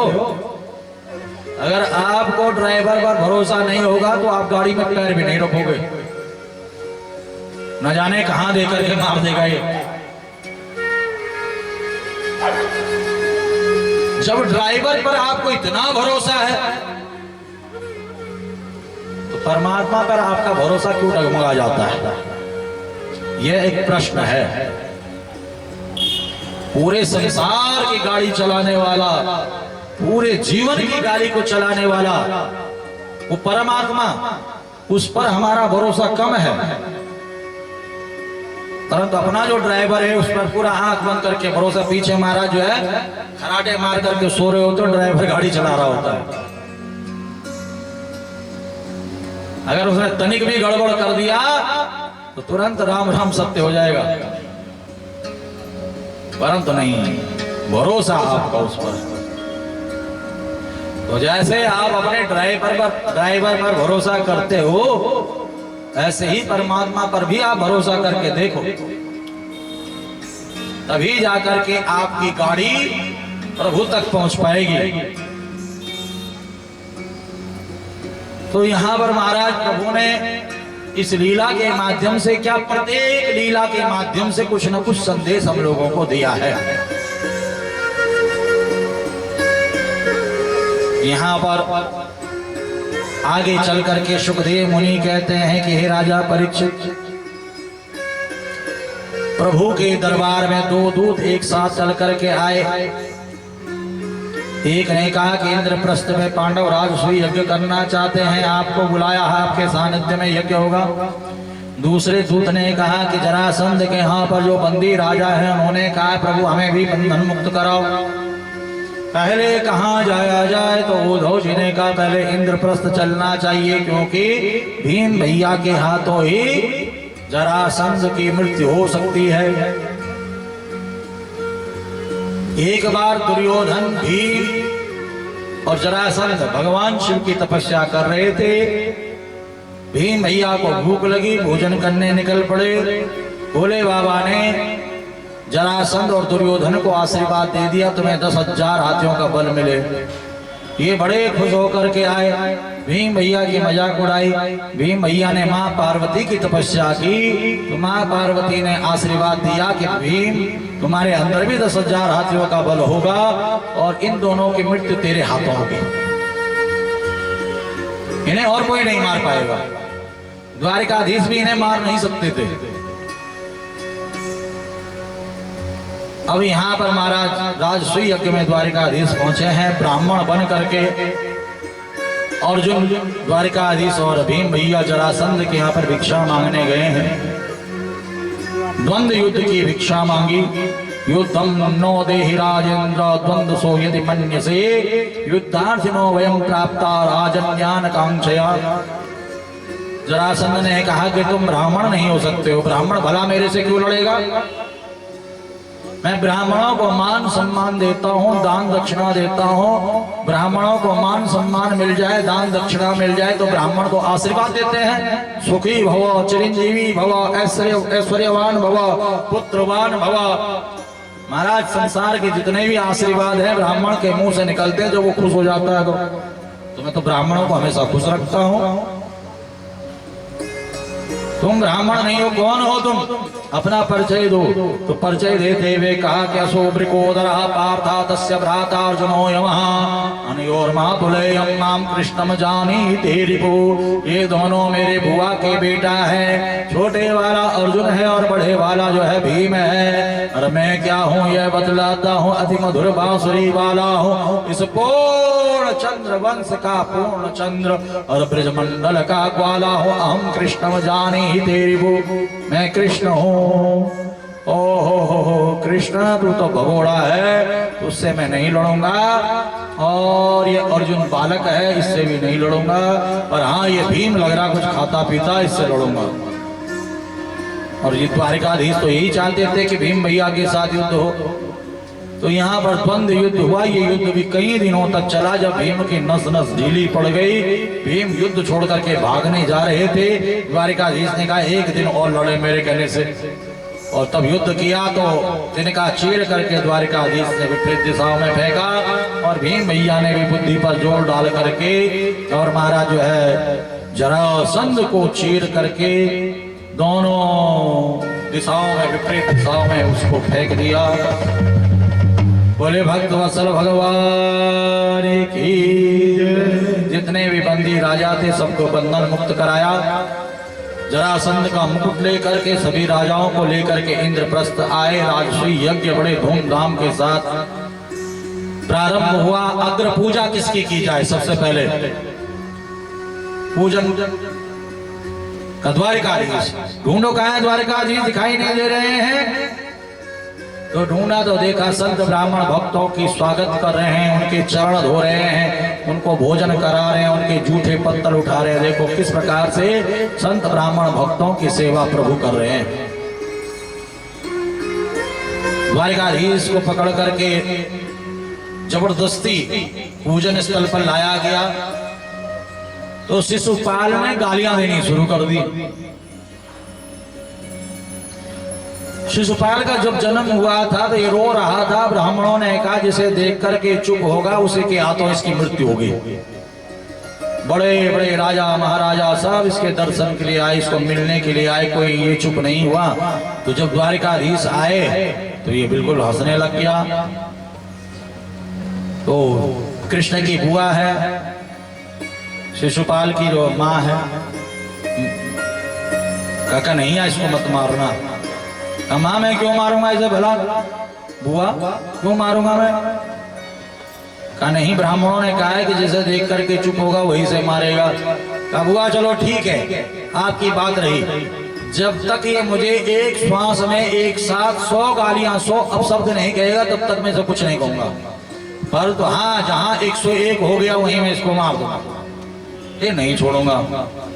अति का भला न बोलना, अति की भली न चूक, अति का भला न बरसना, अति की भली न धूप, अति सर्वत्र वर्जित। अति नहीं होना चाहिए किसी भी चीज का।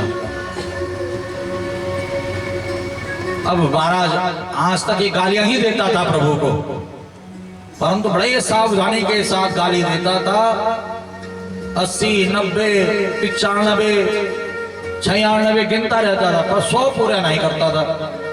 पर आज ये ज्यादा ही आवेश में आ गया, और इतने आवेश में आ गया, इतना आवेश में आ गया कि ये भूल गया गिनती। और द्वारिकाधीश तो पूरा गिन रहे थे, उनके पास तो सारा हिसाब है। मेरे दाता के दरबार में सब लोगों का खाता है, प्रभु के पास तो सबका हिसाब किताब है।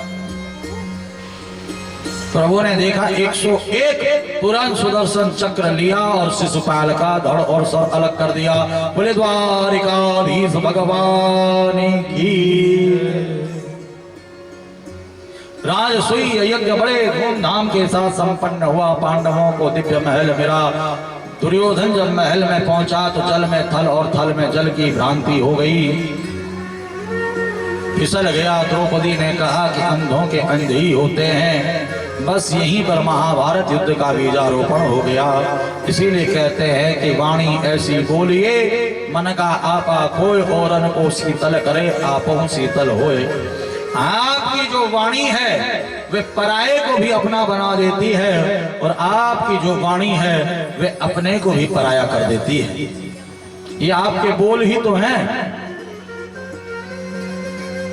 इसलिए भैया ऐसा बोलो जो दूसरे को बुरा न लगे, ऐसा बोलो जो पराया भी आपका अपना हो जाए। द्रौपदी का अपशब्द कहना कि अंधों के अंधे होते हैं, महाभारत युद्ध की भूमिका बन गई। दुर्योधन ने कहा मैं बताऊंगा कैसे अंधों के अंधे होते हैं। किस प्रकार से जुआ खेला गया, वहां पर छल से पांडवों को पराजित किया गया, और उसके उपरांत पांडवों को वनवास, अज्ञातवास, वहां भी बड़े बड़े कष्ट, बड़े बड़े संकट, द्वारिकाधीश का शांति दूत बन करके आना। दुर्योधन का कहना कि बिना युद्ध के तो मैं सुई की नोक के बराबर भूमि भी नहीं दूंगा। बहुत विस्तृत है ये सब। और फिर महाभारत युद्ध की पूरी संरचना। दाऊ भैया ने कहा मैं युद्ध में नहीं रहूंगा, मैं तीर्थ यात्रा करने जाऊंगा। और बलराम जी तीर्थ यात्रा करते करते पहुंच गए नैमिषारण्य में। 88,000 ऋषि कथा का श्रवण कर रहे हैं, और सूत जी महाराज कथा का श्रवण करा रहे हैं। 88,000 ऋषियों ने खड़े होकर के बलराम जी का स्वागत किया। सूत जी बैठे बैठे प्रणाम किए। बलराम जी को ये बात समझ नहीं आई कि सबने उठ करके स्वागत किया और ये बैठे रह गए। व्यासपीठ की बहुत मर्यादाएं होती हैं। व्यासपीठ की मर्यादा है, वक्ता की मर्यादाएं हैं, तो श्रोताओं की बहुत मर्यादाएं होती हैं। जैसे हम लोग चाहते हैं कि वक्ता हमें सुखदेव जी जैसा मिले, तो आपको भी परीक्षित बनने की आवश्यकता है। जब तक आप परीक्षित नहीं बनोगे तब तक आपके जीवन में सुखदेव जैसा वक्ता नहीं आ सकता है। आप सोचते हैं कि व्यास जी बढ़िया बढ़िया कथा सुनाए, परंतु आपको कथा सुनने में तो मन ही नहीं लगता है। आपको तो वो वक्ता अच्छे लगते हैं जो इधर उधर की बातें करते हैं, आपको चुटकुला दे मार करके हंसाते रहते हैं, नचाते रहते हैं, वही आपको पसंद है। और जो बढ़िया कथा सुनाए आपको, वो आपको अच्छा नहीं लगता है। अरे उन्होंने तो बोर कर दिया हमें, वहां कथा में तो बोरियत आ गई थी। तो महाराज सुखदेव की कामना करने वाले को परीक्षित बनना पड़ेगा, तब जाकर के सुखदेव जी आपके जीवन में आएंगे। भागवत उसी का कल्याण करती है जो परीक्षित बनकर के नियम से कथा का आयोजन करता है, नियम से कथा को सुनता है। जो कथा को जीवन में धारण करता है उसी का कल्याण भागवत करती है। यहां पर बलराम जी ने कुशा का तिनका लेकर के जैसे फेंक करके मारा, सूत जी के वक्षस्थल पर लगा, सूत जी का अपरांत हो गया, हलचल मच गई। सबने बलराम जी को कहा कि वक्ता जब व्यासपीठ पर बैठता है तो ये नारायण परंपरा से चली आ रही व्यास गद्दी है, चाहे बड़े से बड़े संत भी आते हैं तो इस व्यास गद्दी को प्रणाम करते हैं क्योंकि ये नारायण की गद्दी है। इसमें वक्ता की महिमा नहीं है, व्यास गद्दी की महिमा है। जो इस पीठ पर बैठता है उसकी महिमा नहीं है। आज हम बैठे हैं, कल कोई और बैठेगा, परसों कोई और बैठेगा, हमसे पहले कोई और बैठता था। हजारों हजारों लोग इस व्यास गद्दी पर बैठते हैं। ब्राह्मण के अलावा आज कई लोग बैठ रहे हैं, बहुत लोग बैठते हैं। तो ये उनकी महिमा नहीं है, ये जो है इस ग्रंथ की महिमा है, इस स्थान की महिमा है।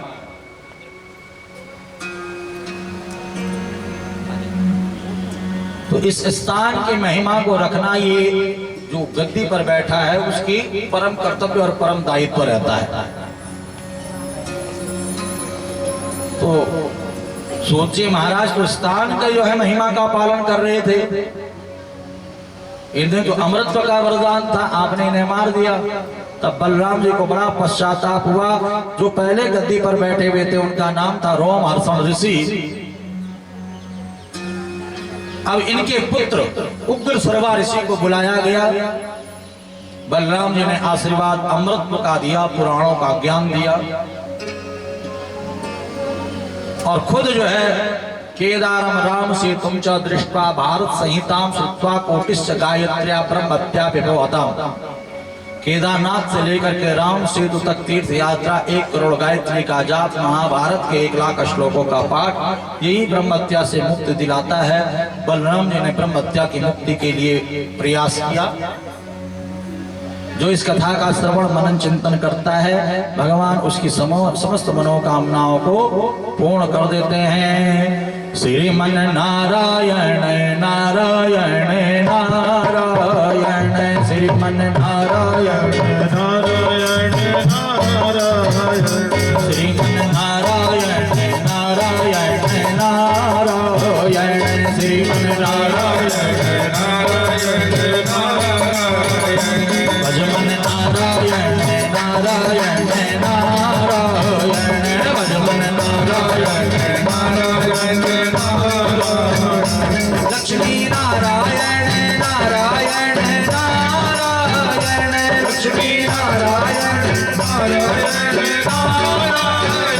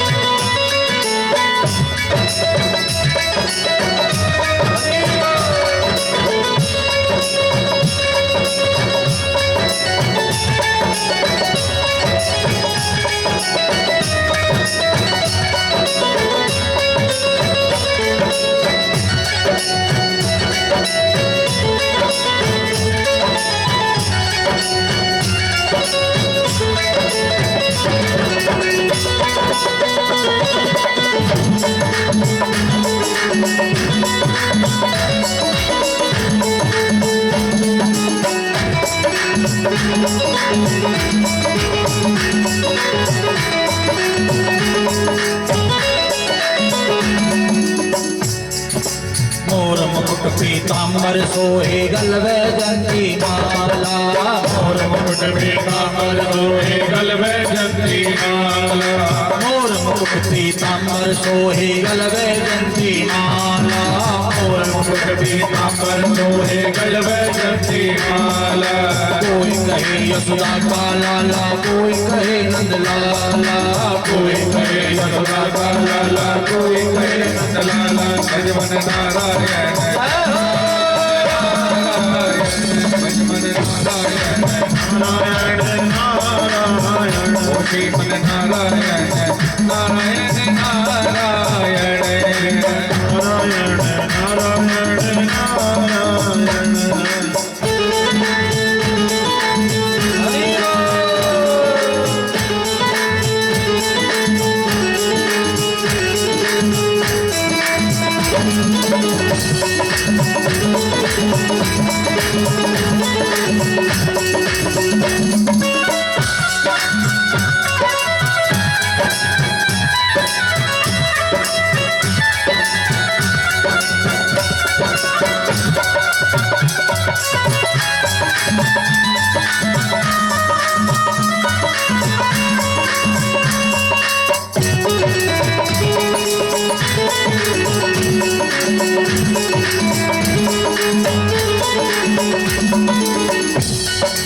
कागज की एक नाव बनाई छोड़ दी गंगा जल में। कागज की एक नाव बनाई छोड़ दे गंगा जल में। कागज की एक नाव बनाई छोड़ दी गंगा जल में। कागज की एक नाव बनाई छोड़ दे गंगा जल में। धर्मी धर्मी बाहर उतरे पापी रह गए जल में। धर्मी धर्मी बाहर उतरे पापी रह गए जल में। भजमन नारायण भजमन नारायण नारायण नारायण भजमन नारायण नारायण नारायण भजमन नारायण नारायण नारायण भजमन नारायण नारायण नारायण श्रीमन नारायण नारायण नारायण भजमन नारायण नारायण नारायण श्रीमन नारायण नारायण नारायण भजमन नारायण नारायण नारायण नारायण।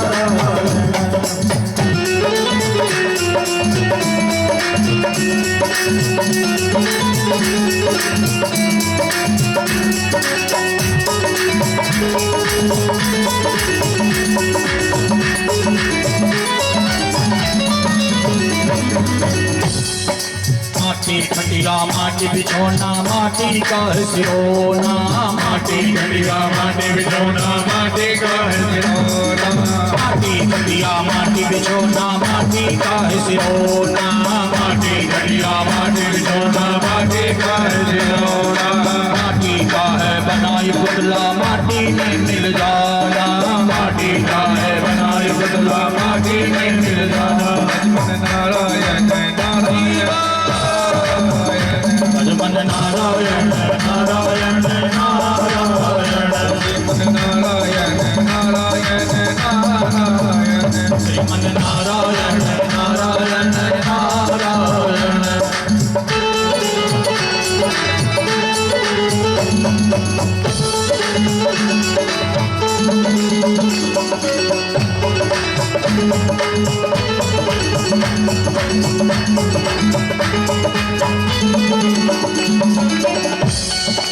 रोटी रोटी है नहीं रोटी हरदम रोटी रोटी रोटी रोटी हरे रोटी हरदम रोटी रोटी रोटी रोटी है नहीं रोटी हरदम रोटी रोटी रोटी रोटी हरे रोटी हरदम रोटी रोटी। बिना भजन के हो गई बंदे किस्मत तेरी खोटी। बिना भजन के हो गई बंदे किस्मत तेरी खोटी। भजमन नारायण मन नारायण नारायण नारायण श्रीमन नारायण नारायण नारायण श्रीमन नारायण नारायण नारायण नारायण भजमन नारायण नारायण नारायण नारायण नारायण नारायण भजमन नारायण नारायण नारायण नारायण नारायण भजमन नारायण नारायण नारायण भजमन नारायण नारायण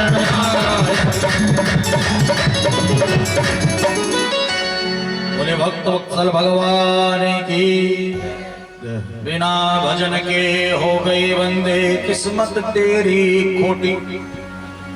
इसलिए भजमन नारायण नारायण नारायण भगवान नारायण का भजन निरंतर करते रहना चाहिए। राजा परीक्षित ने कहा गुरुदेव आपने बहुत सारी कथाएं सुनाई, भगवान द्वारिकाधीश के बाल सखा सुदामा जी का पावन चरित्र आप हमें श्रवण कराओ। तब यहाँ पर सुखदेव मुनि कहते हैं कि हे राजा परीक्षित, मित्रता अगर हो तो कृष्ण सुदामा जैसी हो। एक मित्र गरीब है और एक अमीर है, त्रिलोकी का नाथ है, तीनों लोगों का स्वामी है। परंतु गरीब मित्र अमीर से कुछ नहीं मांगता है। और जब अमीर मित्र को पता चला कि मेरे को संपन्न बनाने के लिए इसने ये गरीबी रख ली अपने ऊपर, तो अपना सर्वस्व ही बिना मांगे जो है सुदामा को दे दिया। सुदामा ने चने खाए और सुदामा गरीब हो गए। लोग कहते हैं कि द्वारिकाधीश ने सुदामा को जो है श्राप दिया कि तुम गरीब हो जाओ, कन्हैया ने, पर नहीं, लोगों को इसका रहस्य ही नहीं पता है। देखो कितनी पावन मित्रता है, कितनी सुंदर मित्रता, कितना समर्पण है मित्रता में। गुरुकुल में कृष्ण और बलराम दोनों रहा करते थे, पढ़ा करते थे, विद्या अध्ययन करते थे संदीपनी मुनि की आश्रम में।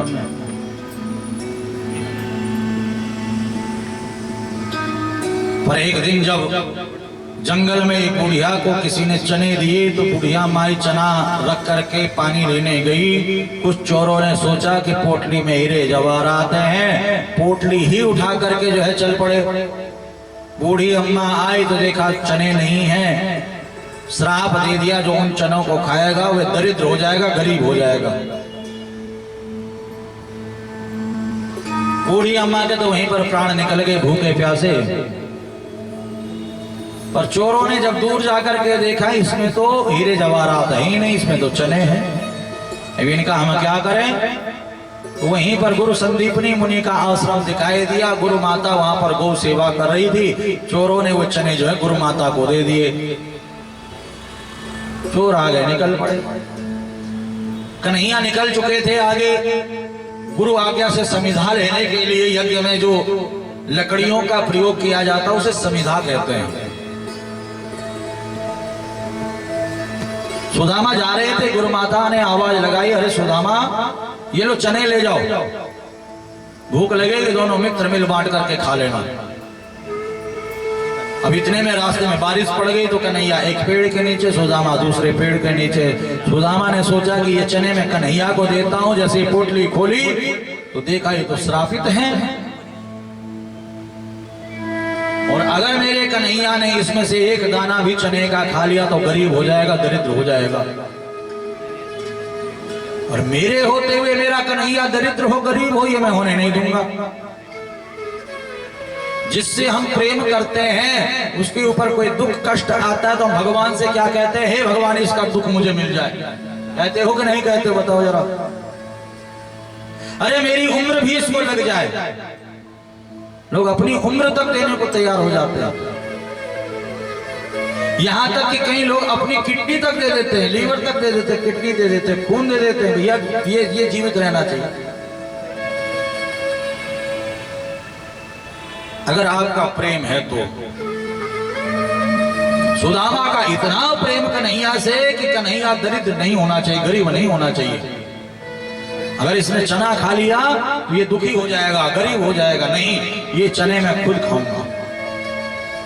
अब चाहते तो सुदामा फेंक भी सकते थे कि भैया इस श्रापित चने में इन्हें फेंक देता हूं। नहीं, पहले ये परंपरा थी, गुरु की आज्ञा, गुरु माँ की आज्ञा के लिए लोग अपने प्राण तक त्याग देते थे। वो बात आज की अलग है, बिल्कुल बदल गया है समय। गुरु जी से अपनी आज्ञा मनवा लेंगे पर गुरु जी की आज्ञा नहीं मानेंगे। अब उल्टा समय आ चुका है, गुरु जी से अपनी आज्ञा जिद करके मनवा लेंगे। गुरु जी बस हमारी ये इच्छा, आपको ये करना पड़ेगा। और गुरु जी अगर कुछ कह दे, इधर से सुनेंगे और इधर से निकाल देंगे। परंतु पहले हमारी भारत की परंपरा थी, सभ्यता थी, ये संस्कार थे। गुरु के कहने पर अंगूठा तक काट करके एकलव्य ने दान दे दिया था। जिन खाटू श्याम का आप पूजन करते हो, वो खाटू श्याम, वो बर्बरीक कृष्ण परीक्षा लेने के लिए ब्राह्मण बन करके आए थे और कृष्ण समझ गए कि एक ही बाण में जो है सामने की सेना को ध्वस्त कर देगा। और इसने तो कहा कि हारे का सहारा बनूंगा और कौरव हार रहे हैं, पांडवों को खत्म कर देगा। तो ब्राह्मण बन करके कहा कि बर्बरीक, अगर मैं तुमसे कुछ मांगू तो तुम कुछ दोगे? क्या जो मांगोगे सो दूंगा, का अपना शीश मुझे दे दे। और बर्बरीक ने तनिक भी क्यों क्या नहीं किया, तुरंत अपना शीश ही काट करके ब्राह्मण के चरणों में रख दिया। ये हमारी सनातन परंपरा थी। गुरु की आज्ञा के लिए अपना सर्वस्व मिटा देते थे, अपने आप तक को मिटा देते थे। गुरु माँ ने चने दिए, कहा खा लेना, अगर फेंक दूंगा तो गुरु माँ की आज्ञा की अवहेलना हो जाएगी। होगी कि नहीं होगी, बताओ जरा। गुरु माँ ने फेंकने को नहीं दिए हैं, ये नहीं कहा कि फेंक देना, ये कहा खा लेना। तो इसलिए इन चनों को मैं ना ही फेंकूंगा और ना ही मैं कन्हैया को दूंगा। कन्हैया को दूंगा तो कन्हैया गरीब हो जाएगा, और चने मैंने फेंक दिए तो गुरु माँ की आज्ञा का पालन नहीं होगा, गुरु माँ की आज्ञा का अवहेलना हो जाएगा। इसलिए मैं स्वयं इन चनों को खाऊंगा, गुरु माँ की आज्ञा भी बनी रहेगी और मेरा कन्हैया की जितनी भी दरिद्रता है, गरीबी है, सब मैं ले लूंगा। और सुदामा जी ने वे चने सारे के सारे अकेले ही खा लिए। कन्हैया ने कहा कुछ खा रहे हो? ना ना कन्हैया, खा नहीं रहा हूं, बारिश पड़ रही है, ठंड पड़ रही है, इसलिए दांत कटकटा रहे हैं। ये समर्पण है एक ब्राह्मण का एक मित्र के प्रति।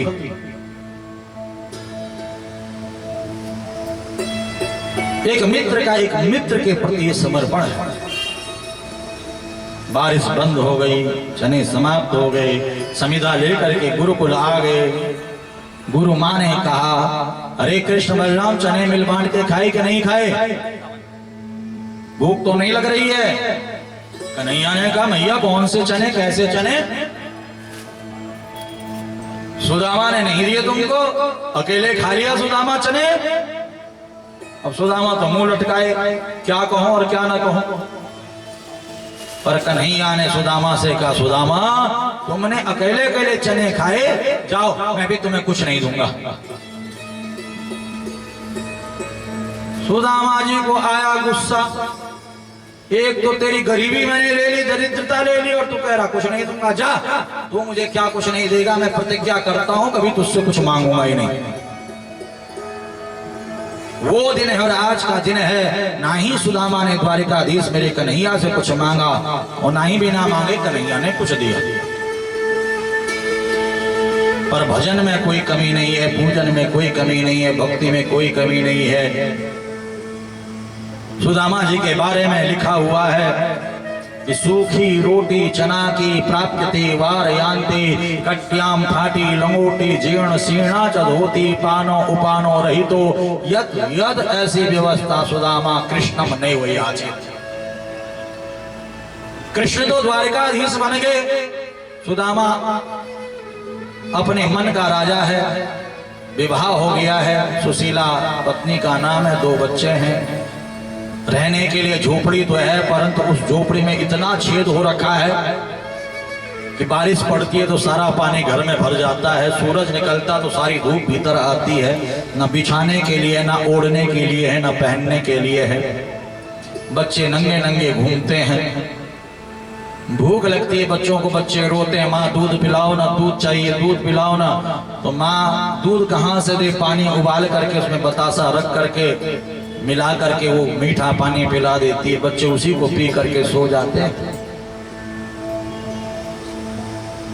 ऐसी दैन्य स्थिति है। पर सुदामा कृष्णम ने वयाचे, सुदामा कृष्ण से मांगते नहीं है, पर हर समय भजन करते हैं, पूजन करते हैं, भक्ति करते हैं। एक दिन सुशीला कहीं से पता चल गया कि सुदामा के मित्र द्वारिकाधीश हैं, बचपन के सखा हैं। सुशीला रोते रोते कहती है, स्वामी मैंने सुना है कि आपके बाल सखा द्वारिकाधीश हैं। सुदामा जी की आंखों से अश्रु बहने लगे। हाँ तुमने सही सुना, हम गुरुकुल में पढ़ते थे।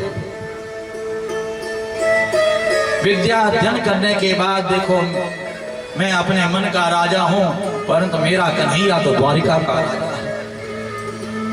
सुशीला कहती है, सबका दाता है वो, सबका मालिक है वो, दर बदर जाने से क्या फायदा हो। जिंदगी आस थाने पे सर झुक गया, दर बदर सर झुकाने से क्या फायदा। सबको देने वाले प्रभु हैं, उनसे कुछ मांग लो। बच्चे भूखे सोते हैं, बच्चों के पास पहनने को नहीं है, रहने को नहीं है। मैं क्या बच्चों को खिलाऊं, मैं क्या बच्चों को पहनाऊं, मैं क्या कैसे बच्चों के आगे परवरिश करूं, मुझे कुछ समझ नहीं आ रहा है। एक माँ ही इस बात को समझ सकती है, जिस माँ ने जीवन में दुख देखा होगा, तकलीफ देखी होगी, संघर्ष किया होगा, वही इस वेदना को, इस कष्ट को समझ सकती है। सुशीला रो रही है कि मैं कैसे घर की व्यवस्था को बनाऊं, कुछ भी तो नहीं है मेरे पास, ना रहने को, न खाने को, न पहनने को। जब सबका दाता है वो, सबका मालिक है वो, सबको देने वाला द्वारिकाधीश है, तो तुम उससे क्यों नहीं कुछ मांग लेते हो। हमारो धन राधा श्री राधा, श्री राधा परम धन राधा, श्री राधा, श्री राधा हमारो धन राधा, श्री राधा, श्री राधा राधा, श्री राधा, श्री राधा